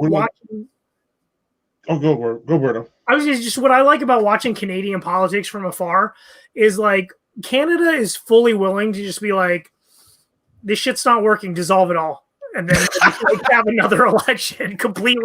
We're just starting over. Like It's so true. Like that shit gets lost. They're like, we can't pass a bill, like one law, and everyone's like, fuck it. Fuck it. Right. It's over. This is done. We're holding elections on Tuesday. Everybody start running. Right? Like It's so true. I think that's I actually like because I feel like if we could just look at things and be like, Bobert, seriously, and the analogy works like this though. Like your politics is like a bullet train. A bullet train's coming towards you, and you guys are on the tracks like, I can take it. No, you can't take me down, bullet train. Let's go. We're like, yo, move the fuck off the tracks. Like, yo, this is crazy. We're not doing this. We ain't got time for this. We got the other freshman congressman here who has said on like whatever Facebook Live news channel, I forget which weird right-wing online only news outlet it was, but she was like, oh, I'm going to introduce articles of impeachment against Joe Biden on January 21st. What's that crazy bitch's name? They were calling her like I like how that just tumbled out. Sorry, I didn't mean it's that. like I forget her name. She's like she looks like Kelly Loeffler, but she's in the House. And you're saying Newsmax? Right, yeah. But she was the one who was wearing the mask that said censored on it while she was on like 8 different news channels testifying on the floor of Congress. Like, you're like, yes, you're so censored. You have no platform. Like, isn't it just like super tiring to be American right now? Oh like, my god! Do we just wake up exhausted every day of just being like, yeah, what crap is happening today? And you turn on the news and you're like, ugh. Yes, this is why I said I can't wait for Joe because he's going to be able to at least. I'm not going to be at least waking up worried about what the fuck is going on. Like, I'm serious. I am completely serious on that. Tomorrow, because we get to wake up tomorrow and figure out, did he pardon himself? Did he pardon all the seditionists? Did he pardon? Like, that's the latest thing that we're hanging on is who is he going to pardon? When is he leaving? Like, he has successfully trolled the whole world by being president. He successfully done it because again he'll run out and say shit. Now he's a lame duck. It's kind of a little bit less, but he used to run out and say we're gonna ban all Muslims, and then the Supreme Court be like, no, motherfucker, you can't ban all Muslims. Okay, we're gonna ban half those motherfuckers then. Like, and then they're like, no, motherfucker, you can't ban half. He's like, okay, we're gonna ban a quarter, and then what happens is he ends up banning a quarter. But he started off the whole thing by saying, I'm gonna ban a whole group of people, and it just triggers everybody. You know what I mean? To like. You know, and he knows in the background, he's like, Chester the cat, like, I'm not going to be able to do this shit. I'm just trolling and making everybody mad. So, like, the biggest troll, like, that's the problem with Donald Trump is, like, he's a troll. And sometimes, like, you can't just respond to trolls or you can't feed into trolls like Roberto and Baker because he's a Baker troll. So, he trolls Baker, and then I'm supposed to just, like, respond to all this crazy shit like Baker has less wins in commercials. Doesn't work for Patrick Mahomes, but it works for Baker. I got it. Okay, cool. And all that, and that's all fine. But anyway, Berto, real quick though, Doug, I'm with Berto. I don't know about Urban Meyer. I think you don't know about Urban Meyer either. You were pissed off about it. I didn't want him. You were pissed off, weren't you? I was because, as I told Berto in pre-production, he's fucking Rick Pitino and Nick Saban rolled into one. He's a fake oil salesman. Right. Every time something comes up that's hard, he fucking just bails and says, I have a health crisis. And he might have a health crisis. I don't want to shit on that. No, but he uses it as happens every single time shit's getting complicated. Shit happened at Florida, then he went to Ohio State, and I'm like, oh, my head. He's a soccer player of politics. Well, right. Like, it gets hit by like a breeze and like Yeah. Well, you know what, Doug? He gets a pass for this whole Aaron Hernandez thing. All that Aaron Hernandez shit was under him, not the Patriot stuff and the murders and all that. And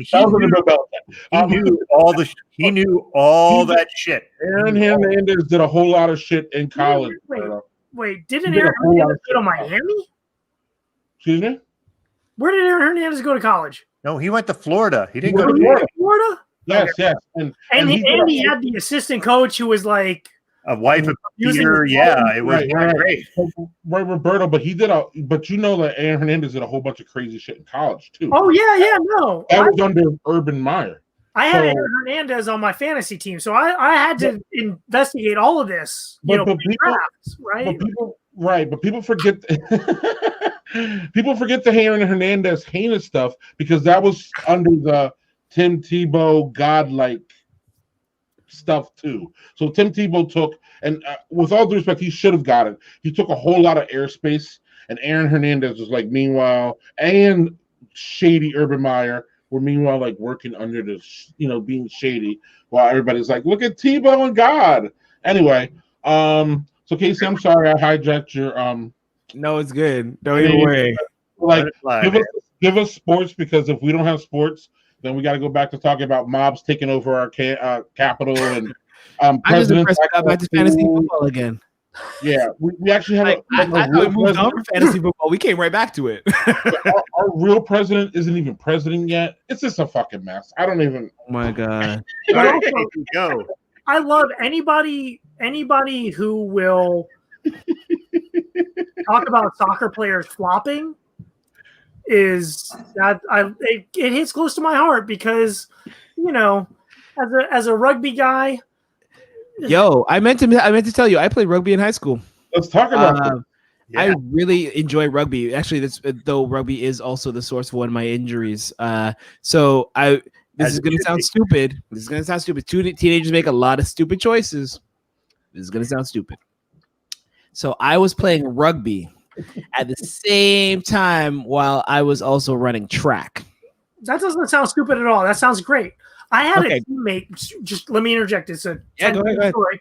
I had a teammate who once ran a marathon, then ran to where our game was. Wow. Then, while the rest of us were warming up, he just kind of ran around the field so he wouldn't cool down, and then he played in the game. Wow. Yeah, that was some G shit right there. That's impressive. So I don't think it's bad to play rugby and run track at the same time, because this motherfucker ran from like DC to like the wilds of Maryland. Until it had 2.0 2020, I would not have understood that. I did not understand what a DMV was until I went to DC in 2020. And now I'm just kind of like, okay, I get it now. Geographically, I had no idea what it was talking about. I think I've heard it referred to like a million times, but I was always like, what? I know what a DMZ is, but I didn't know what DMV was. And for me, the DMV was always the Department of Motor Vehicles. And now I know why in DC they call it the MVA, the Motor Vehicle. DMV gets used so much that if you call it DMV, it's going to be a problem. You go in the DMV and fucking live here. What do you mean? But I'm going to do two quick shout outs here. One to Michael Muir, who's from my group of people. Hello. Thank you for joining us tonight. And also to Tim McMichael. It's funny because he made a reference over to I Want Off the Ride. And actually that is the story. I want to make a book eventually called Stop the Ride. I Want to Get Off. A Life as a Bureaucrat is kind of like my entire career wrapped up in a book. Tell us your rugby story. So you were playing rugby in high school and running track. And apparently this was not a good idea. It was not a good idea because on the rugby team was a dude from my high school who changed high schools. And he was on the opposing rugby team. And he's like, yo, watch out for that dude. He's a fast one. And so I got the ball at one point and I was like streaking down the field. Things were good. I was going to get point. And, they had two guys who held back from the scrum and they made sure that they came to pancake me between them. My leg just basically went on an angle as they sandwiched me from two sides and my track career was done because I was like, I could not run on that leg anymore. So it doesn't lock up like it used to, but it still bothers me from time to time because it was one of those things where it's just like they had inside information and I just like, well, that's the thing. What position were you playing? Wing? I was wing. Yeah. Basically I would wait for, those crappy passes that would come in high school, and I would just be like, I'm just gonna take this ball and I'm gonna move like Forrest Gump. That's what's high happening school right now.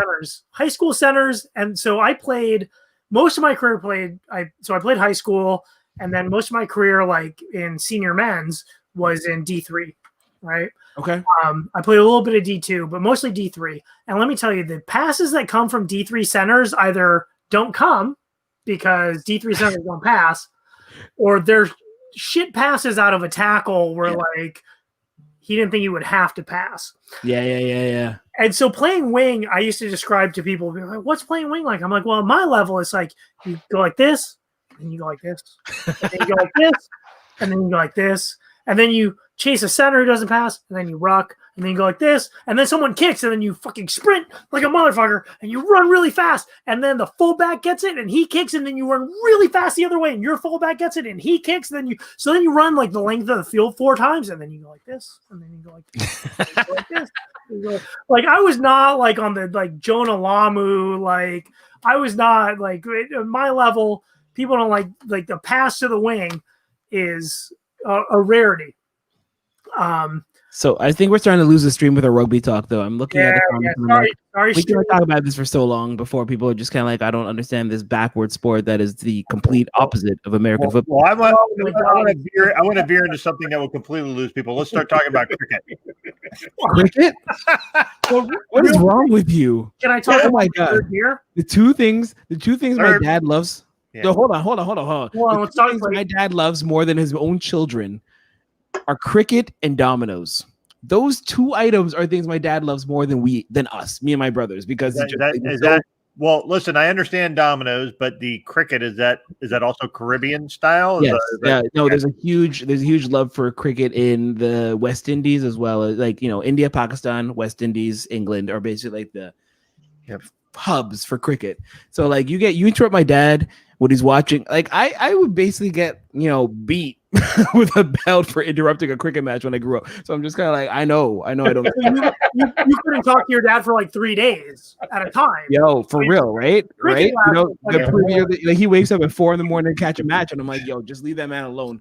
Make sure he has his food, and make sure he has his space, and everyone's quiet as hell, and we good. I can attest, black people got beef for crazy shit. You ate that last fried chicken? That is a movie series unto its own right there. It's a curse word. That's just Greg hosting a show about that. I think we can pitch this. About getting my ass beat when I was young doing stupid shit. Yeah. All right. Greg, what do you got? Roberto first. My number 3 again from Gilman Brewing Company here in Berkeley, California. Cats in Space Hazy Pale Ale. 7-pound BBL. What the hell are these things they're putting on the labels? That's 7 pounds of hops per barrel, according to Daniel Fisher. Daniel Fisher said that earlier. I didn't say it. Daniel said. What's BBL? Barrel. How does that? It's the Bible. It's actually 7 pounds of hops per Bible. That's what that is. This one. I'm going to zip my lips on the Bible part. You guys, it's let's see that beer. I have a question for y'all and for everybody, for the audience and everyone. But like,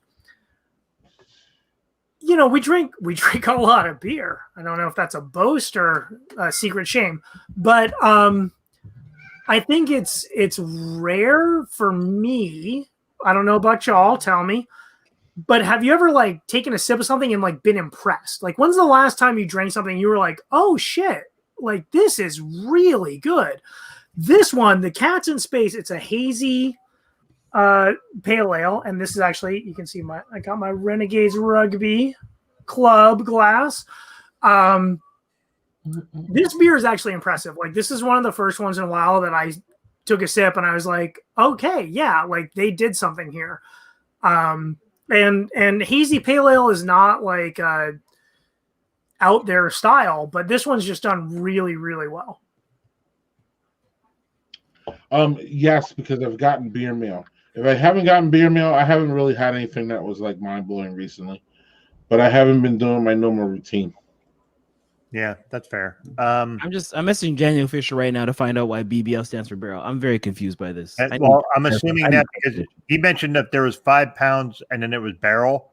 So I'm assuming BBL. Maybe it's something BB Leaders or something like that. I don't know. No, I looked it up quickly and I was like, this makes no sense. So he's gonna get back at me and let me know. Greg, what did you open up? I opened up Modern Times Devil's Teeth.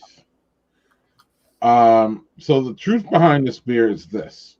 David Rogers gave this to me to pass off to another person. Then what happened was COVID spilled in, and I was not unable to make the exchange. This beer has been in my fridge for maybe over a year. What is up with y'all old ass beers? I haven't cared because this is a 15% big stout. So so those can sit. Yeah, even if it aged a little bit. Yeah, what is it? It says 15.5%, y'all. Imperial stout aged in bourbon barrel with pistachio and coconut. You know, they're like old English. I'm not a coconut person. You want to just? I'm not a coconut or pistachio person. This sounds problematic. So I just left it in my fridge because it didn't sound appealing to me at all, and I was hopefully going to pass it off, and it just never happened. And Try it out. As I told you, my beer fridge completely sucks now, in my opinion. Like I go over there, and it's just a whole bunch of beers that I need to trade. Doug, you're getting a package soon because I need to get rid of these beers. They're good beers. Thanks. They're fresh. I just had them, and I'm just fucking tired of them. Like, thanks, man. I totally appreciate that. This shit sucks. Here, Doug. Right. Well, it doesn't suck. It's just I'm just tired of drinking it. It's good beer. Again, like I said, it's good beer. I just had them, and I just don't. I look at them, and I'm like, I want something new. I want something different. That's amazing. I don't really care. It's good beer. When he said it over, please put second-rate beers on the box and Sharpie. No, again, they're good beers. If they were just second rate, I'm tired of. Tired of. Right. Need to make room in my fridge. I'm tired of a beer after like a fucking this much. Tired of it. Go, Doug. No, this one is from Hamburg Brewery, which is out of Hamburg, New York. Unoaked. Unoaked. So they there's a 4-pack I bought that is all of them are, it's a grounded series. So they're all barrel aged beers. So this one, my wife unfortunately took my chocolate one, but that's okay. So this is the unoaked one. I also have a coffee one, and then I have a different one that I can't remember right now because I've had 3 10% beers. So this one is also 10%. So apparently we thought you were going down. Now you're going back up. Yeah, now I'm gonna go. Well, no, I don't think any of them were under 10. I think 10. No, you did. I thought it was 10-9. It was 10-9. You're supposed to go 8-7. It was 10-9. It was like now you got to open another 9 in order to keep the pattern going. I would like to be able to walk upstairs after the show. And he's got a dog to take upstairs too. I mean, it looks like you got a nice little setup. You could probably just sleep down there. My couch does have a pull-out couch, but yeah, I'm not doing that. So on the nose, not a whole lot. Just tastes like a barrel-aged stout. Yeah. 10% is always a good time, Lauren. Doug can tell you all about it. What?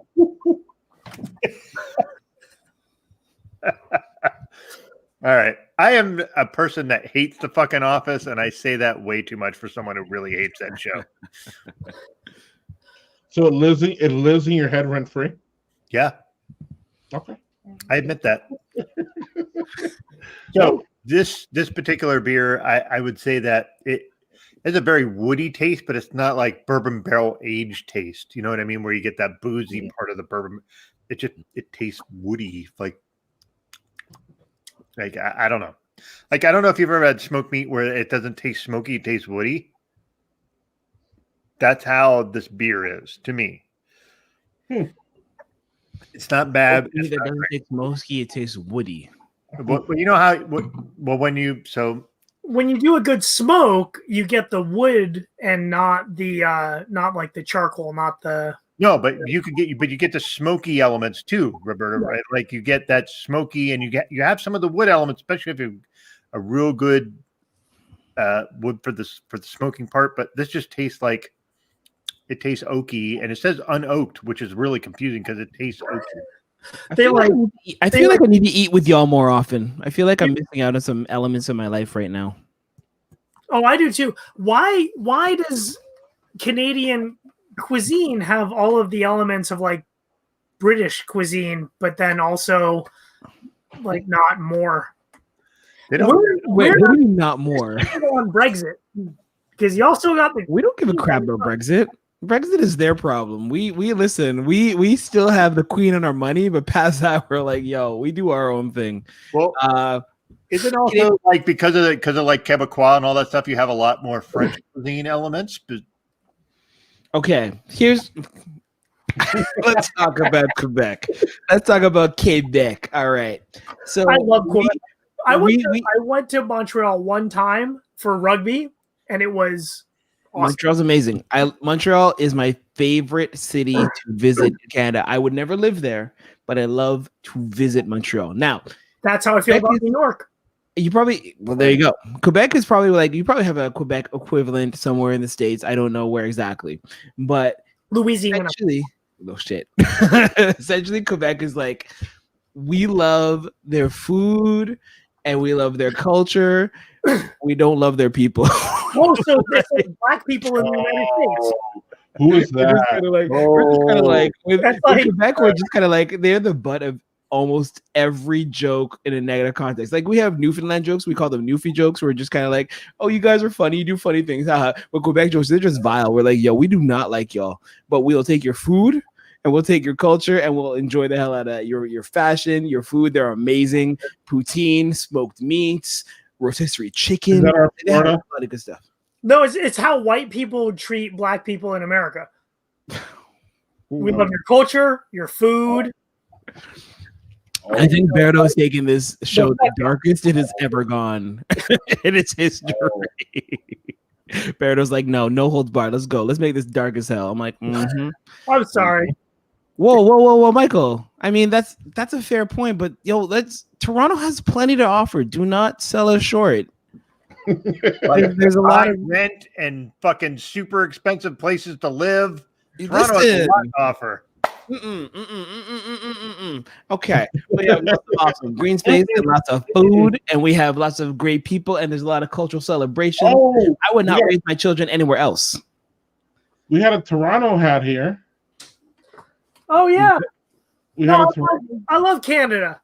See, you know what? Actually, so I got this hat on my first trip. My first trip to go to Skydome.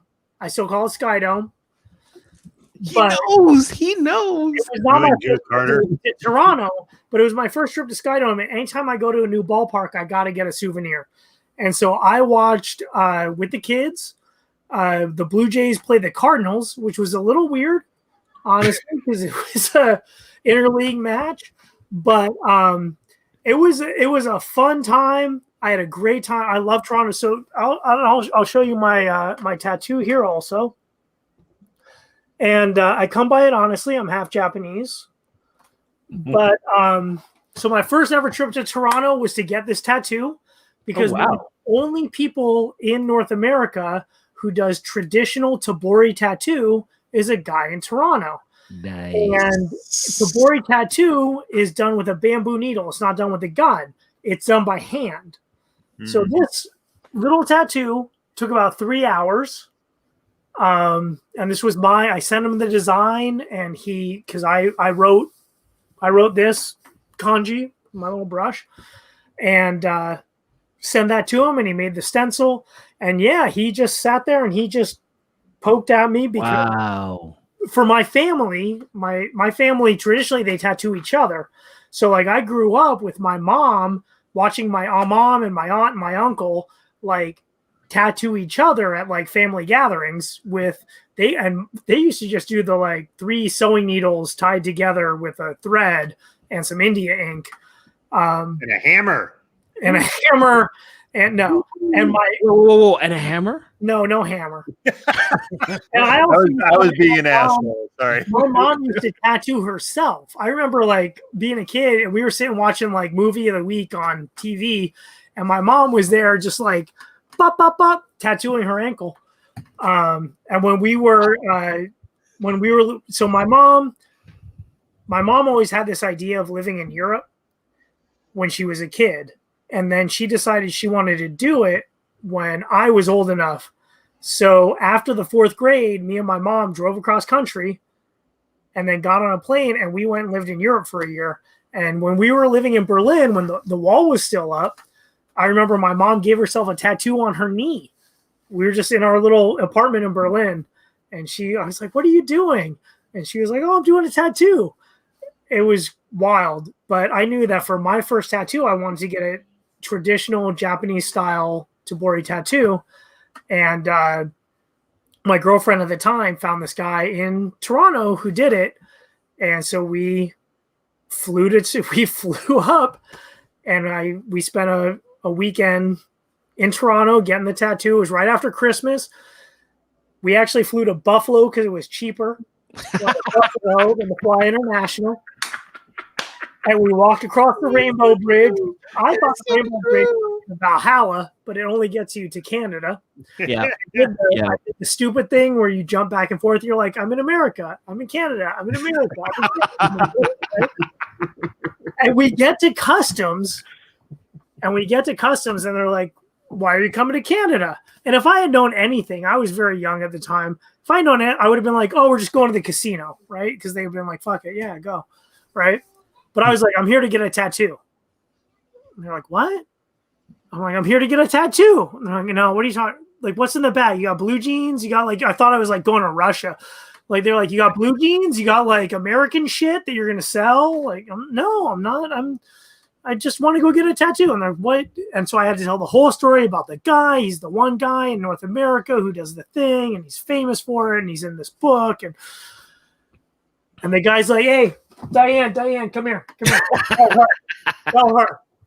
And so I had to tell the story like 3 times before they let us into just to get into Niagara. Never be interesting at customs, man. Never be interesting at customs. And so then we go to Casino Niagara and we play slots and shit and like get a cheap breakfast and we get a bus to Toronto, and then we're like, what the fuck is Boxing Day? Like, no idea what was going on. Oh my god! And that was that. It was like really like off kilter. So we were like, oh shit, everything in Canada is like half off, like plus fucking Boxing. Let's buy shit. So then we did that. But then when we went back, we didn't take the bus back. We took the train that like went across the border back to Buffalo. And so we get to the border, and it's me and my girlfriend. We're on like, I'm just gonna say like the Amtrak, or I don't know what the probably via rail. Whatever the Canadian equivalent is Amtrak. Oh, that's right. It's like l'Amtrak. And so the guy comes down and he's like, for customs or whatever, and we were exhausted and we were like folded up on a little seat sleeping, and the guy's like, do you guys know each other? And we're like, no. Why are you asleep in my lap? Like, and then we had to explain all that shit again on the train coming back. I was like, see? But the great thing about Tabori tattoo is you don't take like a week to recover. Like it's just done. When it's done, it's done. It's a beautiful thing. We went to a reggae show in Toronto called Women Are Run Tings, which was awesome because women are run tings. No H. Women are run ting. Women are run ting. Real ting. Chalkboard outside. Women are run tings, which was beautiful. So that was great. That was an awesome time. I also went up to Canada for a wedding once, and that was nondescript, but coming back, my wife is such a bad liar, she can't tell the truth. So we're coming back through customs. It's my wife and her friend who is flying out of Buffalo and me. So I was like, I'm not driving us back into America because we don't need the Latino guy with 2 white women in the back of the car, like trying to get through. So I put the white women in front, and then I tried to like be a in the back because I didn't want to. Oh, dude, no. Okay, I'm going to interject right here and tell you a story. I'm going to tell you a story. Tell me a story. So back in 2012, my wife and I joined a couple of our friends to go to Tanzania and climb Mount Kilimanjaro because we are crazy. Idiots. Awesome. You guys are awesome. It went really well. You know, before we did that, we were in the island of Zanzibar off the coast of Tanzania. And, you know, everyone has a side hustle. Everyone. So our bartender was like, oh, you want to go to the North Coast? Yo, I'll like, me and my sister, we can take you in a car, take you up there. We're like, okay, cool. So we're driving up. Him and his sister in the front. My wife, my white Dutch wife in the back. This is relevant. And we're driving up in this car going up to the North Coast of Zanzibar. And we get stopped by the police at a checkpoint. And they go to my wife. I'm like, ma'am, are you okay? Because they thought she was being kidnapped. And I'm like, And I just like, I already have problems with authority figures. So I was in the back, like, I'm just going to shut up and let this happen. But I'm like, this sucks. So, yeah, I feel you on that entire going over, dealing with customs, dealing with anyone who's just kind of like coming up with an assumption of what's going on. It sucks. And that's what I'm trying to avoid, right? Oh, you went to the expos. God, you know the expos hat? What? Who are you? I'll get to this in a second, but let me finish this real quick story. So we get to the U.S. border, coming back from Canada, and the guy's like, "Hi, what are you guys doing?" And they're like, "Oh, we went to a wedding." I'm like, "Well, how do you know each other?" And they're like, and here's the deal: my wife is friends with all these people from a chat group on the internet in the 90s. Okay, but she goes, well, we know each other from college. Great answer. Where'd you go to college? I went to McGill and she went to Notre Dame. Okay, so how do you know each other from college? Well, it's from the internet, and you see, like, and it just the whole thing just unraveled to where it just seemed like a huge lie. And I'm back in the backseat trying to pretend to be asleep. Like, fucking white people can't even talk to other white people without sounding like I need to get arrested.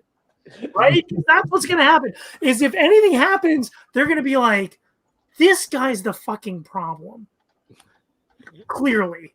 Right? Like, so we eventually get through, and but the whole rigmarole of it almost made the friend late for her flight to get back to Indiana, Illinois, wherever that whole issue is. Fucking middle America. Thanks, dude. That's no, it's like Notre Dame is like in Indiana or something, but like you can see it from Chicago across the it's a whole fucking thing. Point is, we did make it, but like it's a sad day when as a brown person you can't even trust white women to get you off the hook. That's frustrating, right? Like I can't. What do you even do with that? Well, Casey, do you know that I have a whole Dutch side of my family? Oh, okay. Let's commiserate on the entire Dutch side because Can I tell you about that's this? been an issue for me. Let me just tell you why do I have a Montreal Expos cap? If you guys don't remember, in 2003, the Expos played half their games in Puerto Rico. That is true. Wow. As a Puerto Rican, I was like, "Fuck yeah, that's these are my people." You and Pedro Martinez, baby. Yeah, Carlos Delgado, who 15 years or whatever before Colin Kaepernick also didn't stand up for the national anthem, and a Puerto Rican, but whatever. Nobody like canceled him. Anyway, he was in Canada. Nobody gave a shit. Puerto Rico needs to become a state too. But yesterday, I worry about Puerto Rico as a state because they're racist and Catholic. So, like, I don't know. Ireland all over again. Yeah. Right. I totally adopted the Expos. And then when I was living in DC in the early part of 2000s, the Expos were going to move to DC. And I was like, I'm already set up, baby. I'm already an Expos fan. Yeah, that was a thing. Yeah. That was a thing? Oh, they were seriously considering moving. Yeah. Oh, yes. In 2003, they played half their games in Puerto Rico. 2005, they were the Washington Nationals. So I went to the first Nationals game ever. It was very exciting. It was a preseason game against the Mets. But I was already down. I was down with the Nationals before they were the Nationals. Then they moved to DC. I lived in DC for 12 years, so I'm definitely a Nationals fan. My kids grew up as National fans. One real quick story, when I brought my oldest, when they were about 3-4 years old, the Nationals were playing the Florida Marlins, who often wear black jerseys. And we're walking through the concourse, and here's my 3-year-old, like, Daddy, we like the white guys. We don't like the black guys. No, we like the guys in the white uniforms and not the guys in the black uniforms. And you have to get this right. Like, this is super important. You're like 4. Like, you can't be like, we don't like the black guys. Right. Can I relay one thing that I think is so? One of my favorite comedians is Patton Oswalt, and he was talking about when his daughter was like really small, and they were at some Starbucks, and she pointed at this old guy with a white beard, old black guy with a white beard, and started going, "Monkey, monkey," and yelling, and he was like, "Fucking like, holy shit, what the fuck do I do? My kid's like 2." He carried her out, and apparently she thought he looked like the monkey from the Lion King. Rafiki? He looked like Rafiki, and she was just relaying how excited she was about this. And you're like, I could see you're being like, holy shit, don't say it's fucking, Right. don't say we like the white team in the black. Right. And it also feels like your kid's voice is elevated at that point. Oh my God. It sounds like they're screaming. Thing in the fucking room. Like, oh, whoa. I remember before my oldest went to kindergarten, I switched all my like streaming music things to like radio edit, right? Because we lived in Montgomery County in Maryland, which is like living in like Oakland. Like, it's a predominantly black county, and my kid was going to go to this school, and I was like, I can't have like all this like hip hop that I listen to, that I grew up with. I can't have my kid going to school like quoting any of these lyrics. Strictly for my N-words. So about a year before kindergarten, I switched everything to radio edits because I like could not have like so I mean, y'all saw my wife on the stream. My wife is white. She's like white. That sounds like a book title too, though. I should run with that one. My wife is white. You gotta elongate the right. My wife is No, you put the my wife is in a different color, and you just put the white in like the whitest text you could find. Right. My wife is white. And so like, yeah, like my wife is eggshell. Off-white, mother of pearl. So Casey, on the Dutch thing, so my great uncle Shinkichi served in the 442nd, which was the Japanese American battalion in World War II, right? So like my whole family, my whole Asian Japanese side of the family was put in camps. Internment camps, yeah. Internment camps during the war. And one of my uncles was actually already in the army when Pearl Harbor happened. And the other 2 joined up. But my uncle Shinkichi has this whole story about he was in France and he was a runner. So he was a messenger, right, between groups. And so he goes off to deliver this message, and he's in this dry riverbed, and the Germans start shelling that with mortars. And he was like, oh no, and they all run and they get cover, and he realizes he left his rifle behind. And so he's like, oh no, what do I do? And he's trying to figure it out, and someone gives him a pistol, which he thought was cool because that's like only officers get pistols, right? So he's like, all right. So he's going to like shoot where he thinks it's coming. The gun has no bullets in the gun, right? So he's like, oh, it's okay. I can call for help. And he pulls out his radio, and the radio had no batteries. And so he goes to that guy, like if you saw like any World War II movies, there's a guy with like the backpack phone, right? And he gets that guy, and there's no cord that connects the hand. Oh no! Backpack, right? And then a mortar explodes near him. He gets a bunch of shrapnel in his knee, and he calls for the medic, and the medic is dead. And according to his story, it's like at that point where he was like, I got a gun with no bullets, a walkie-talkie, no batteries, a phone with no cord, the medic's dead, and my whole family's locked up in camps. Fuck this. So he recuperates in France. He gets a Purple Heart, and he decides he's never coming back. And he doesn't. And he ends up moving to the Netherlands. He becomes a artist, part of the Cobra group. If you're really art enthusiast, maybe you know the Cobra group, this group of artists in Europe post-war. But he becomes a fairly well-known sculptor and artist in Europe, marries a Dutch woman, and so I have this whole half Japanese, half Dutch side of my family.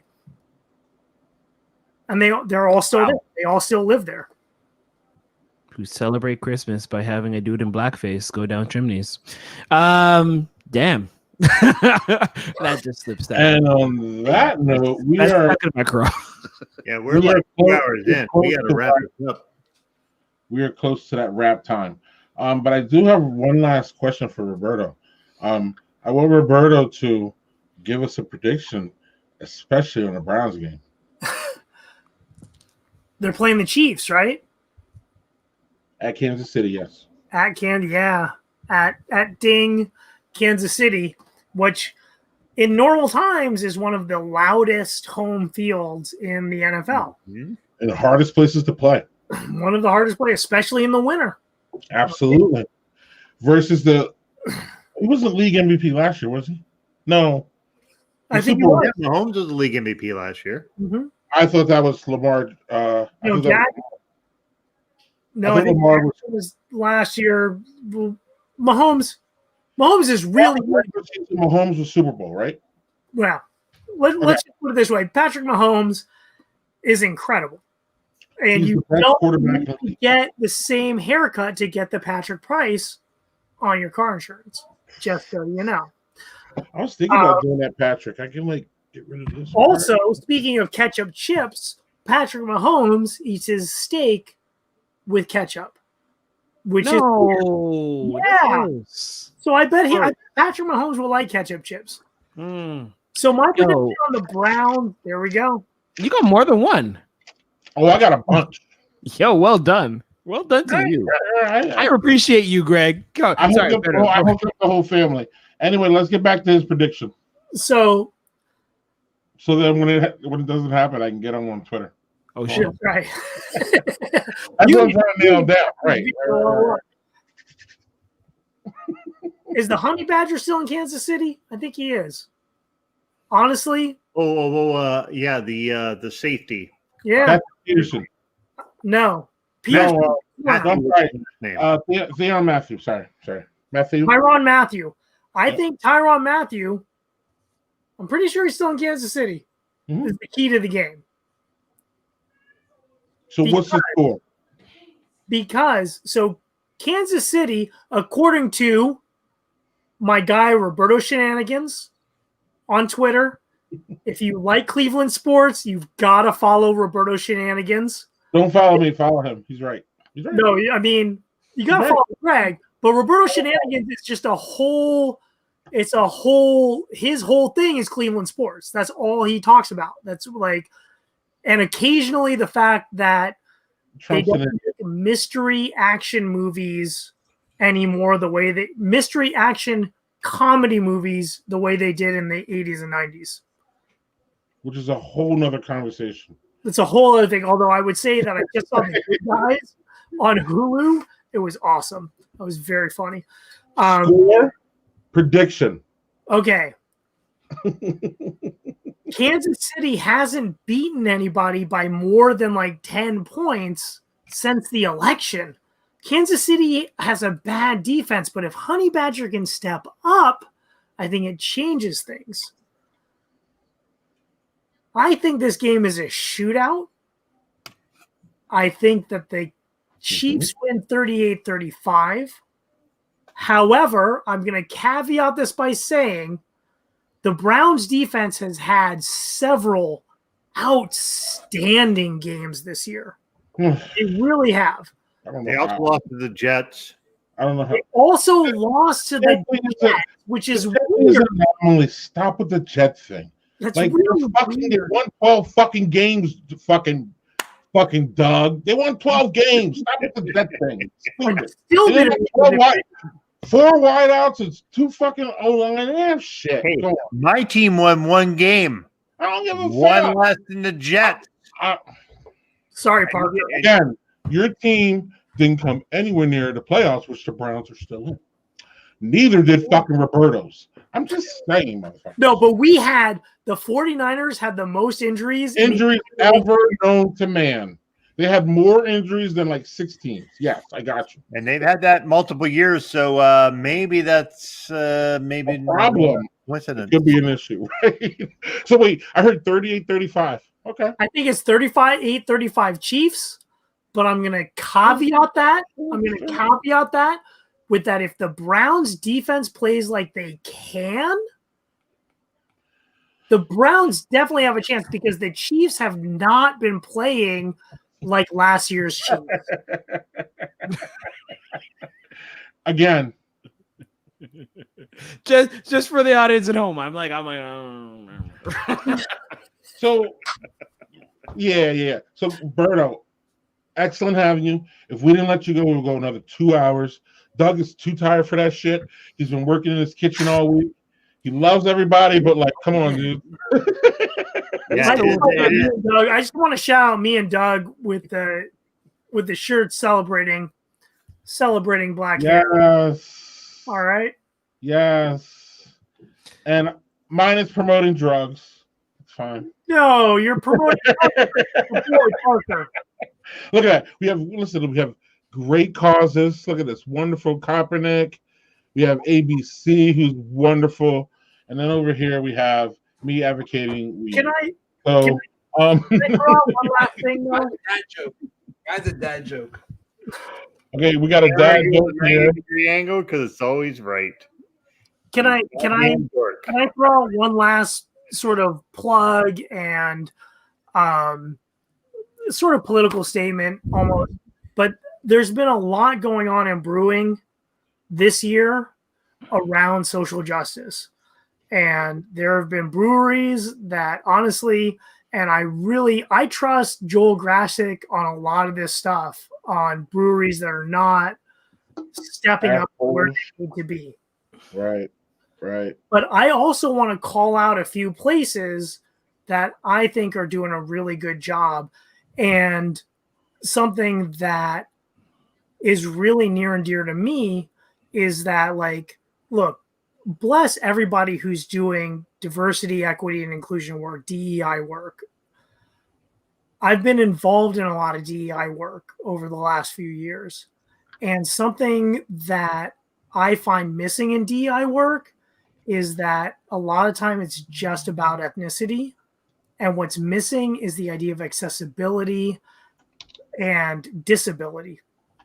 And so my buddy at Streetcar 82, Mark Burke, who's the head brewer over there, who's deaf, was the first one to introduce me to the idea of changing DEI to IDEA, right?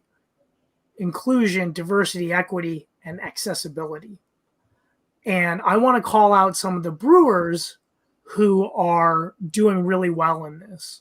And one of those is Streetcar 82 in Hyattsville. They employ primarily deaf staff. They're doing a great job with that. They have deaf brewers.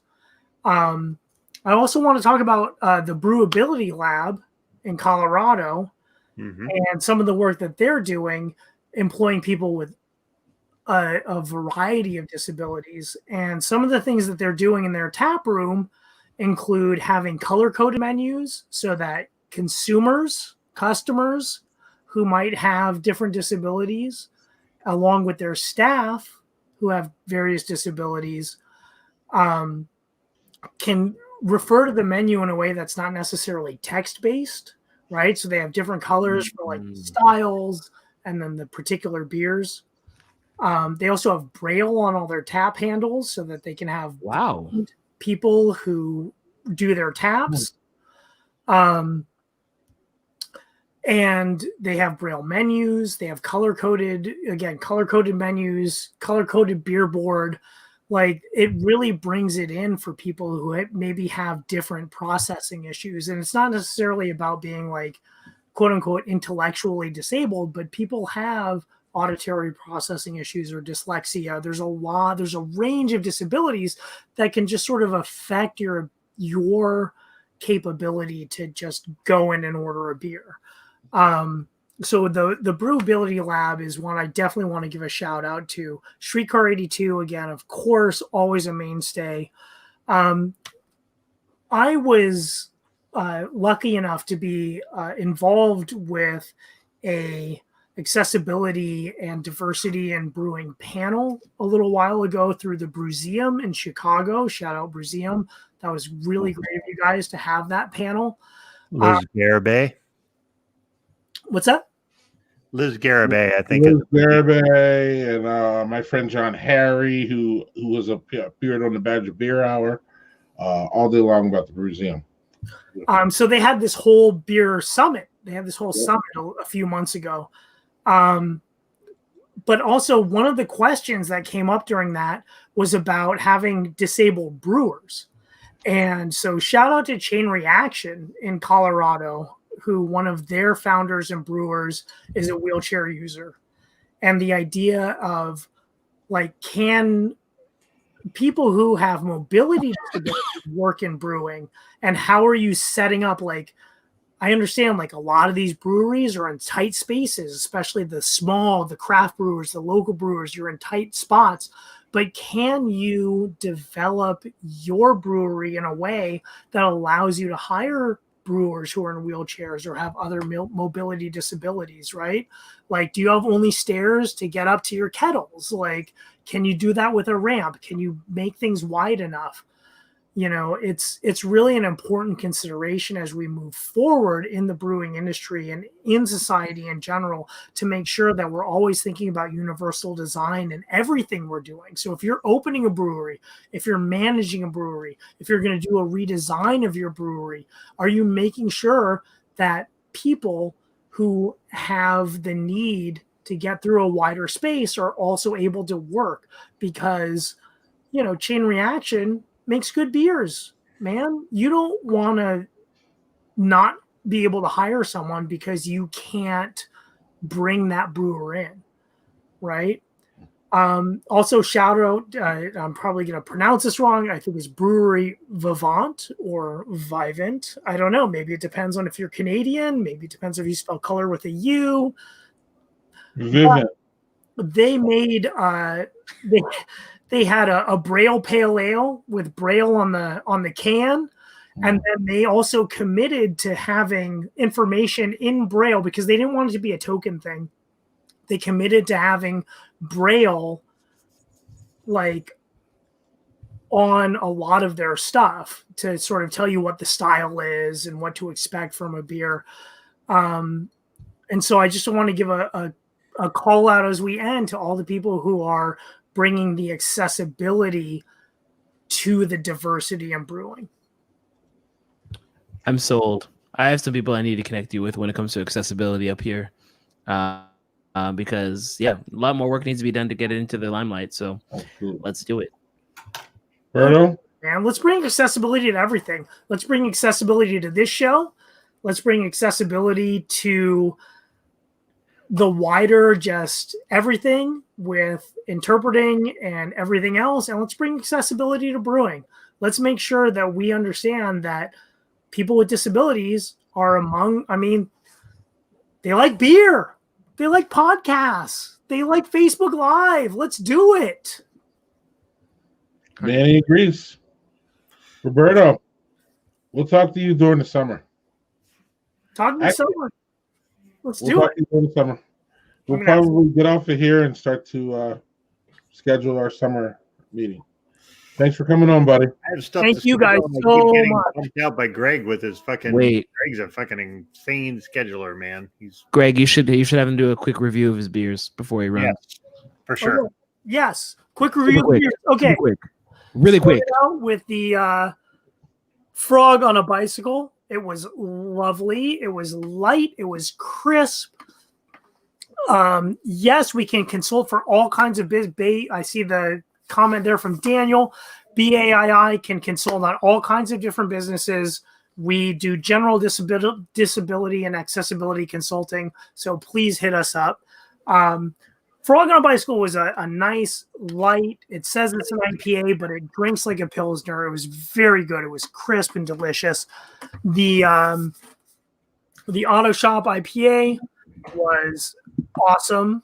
Again, sort of traditional sort of West Coast IPA, not too hoppy, but absolutely, flavorful and strong. And then, of course, Cats in Space, which, again, was one of the first beers in a long time that I've been like, oh, yeah, this is what this style is supposed to taste like. Hazy pale ale. I'm not always a fan of the hazies, and I don't always leaving the yeast in, but this one is excellent. So if you have a chance to come to Berkeley and get Gilman Brewing Company beers, I absolutely, completely recommend it. I've been to the tap room. It's a really fun place to go. So once COVID's over, come on down. Roberto, we'll talk to you soon. Thanks for being on, brother. Anytime. Thanks for bringing the heat, literally. Cheers. Talk to you soon. Yo, another one. So quick. I didn't enjoy this one at all. It was a cinnamon bomb. My least favorite too. Not too sweet. Again, Doug and I visited this brewery. We want to thank JHG for sending us these. Blue Jacket is a really, really fantastic brewery.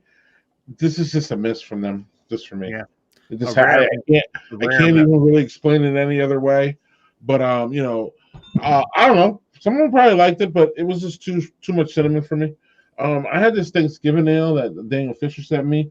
It was fantastic. But the winner of the night for sure. I'm still sucking this one down. Devil's Teeth. How did it turn out? Big. But David Rogers had he had to correct me here. I want to go back here in the comments. He said maybe I said share with Dwayne, but it was more of a suggestion than a command. So that's cool. I kind of took it as a command, but it's a good beer, big ass beer, 15%. And then this one was really nice. Black chocolate stout, huge. You like this one, Doug? That's always a winner because it's a good balance of a stout and chocolate, where the chocolate's not overwhelming and neither is the stout. It's a good balance. But it's a big one though too. Yeah. So if you want a big warmer, it's nice. But yeah. So there says oops. That's probably my fault. No worries. Maybe JHG was clearing out his beer fridge. I don't think so. I think he was just like, here's this weird thing we're gonna send to you, and it was like, yeah. Yeah, but that was probably more to the comment that I said I wanted to clear out my beer fridge and give you guys all my beer. Right. I think that's what it was a play off of. That might be. Doug, Casey, or do you want Casey to go next, or do you Doug or Casey, whatever you guys want to do. Casey, you next. I'll make it quick. Yeah, no worries. So I thought I would enjoy this Lazarus Syndrome at 50. It's a freaking bottle, but it was all right. Like, it's just not for me. It's not my thing, but it's fine.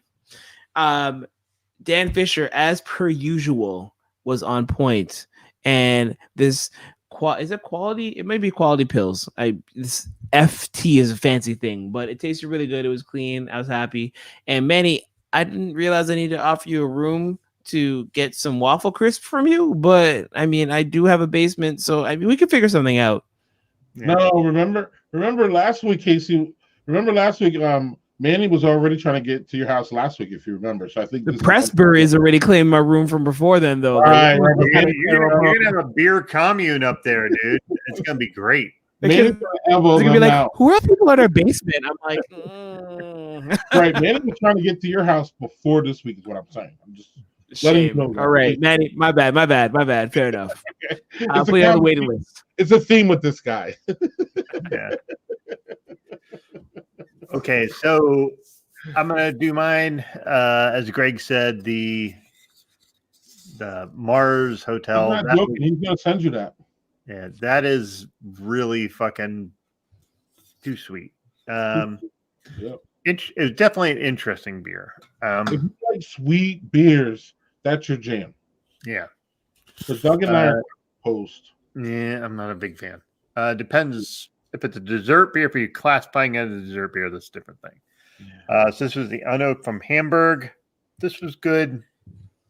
Like I said, it didn't taste smoky like that wood smoke hybrid that you hope for out of that kind of beer, or even a bourbon-y taste. It just was really oaky, which is weird because it said unoaked. I don't know. It tasted oaky.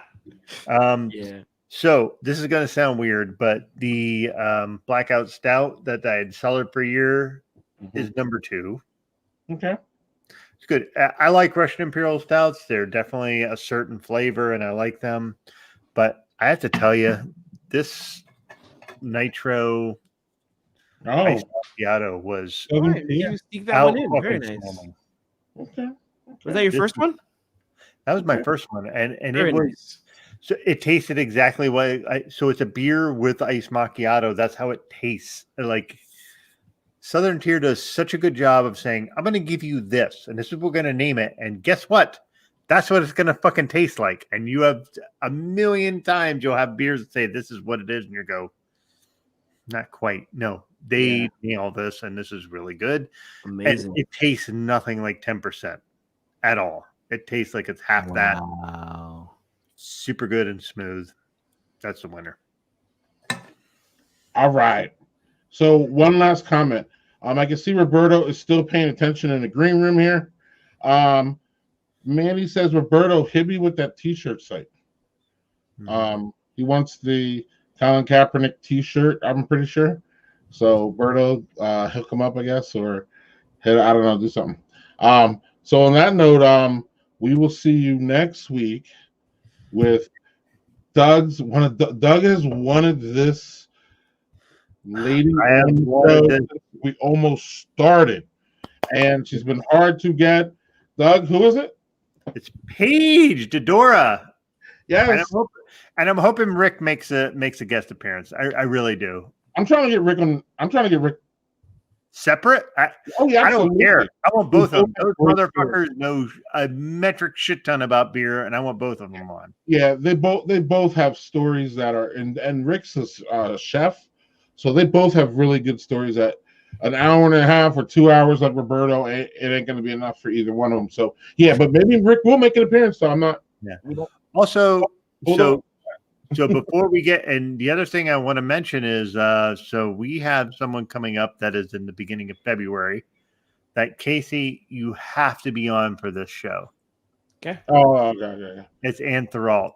And I'm going to say Antheralt, and I could be totally mispronouncing her name because Antherol. It might be that. I could be fucking completely wrong. We really need to have you on for that show.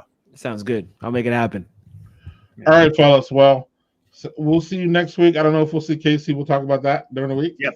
Hey, but if not, Doug, I'll definitely see you.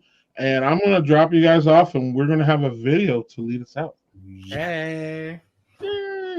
See ya. See ya. Bye.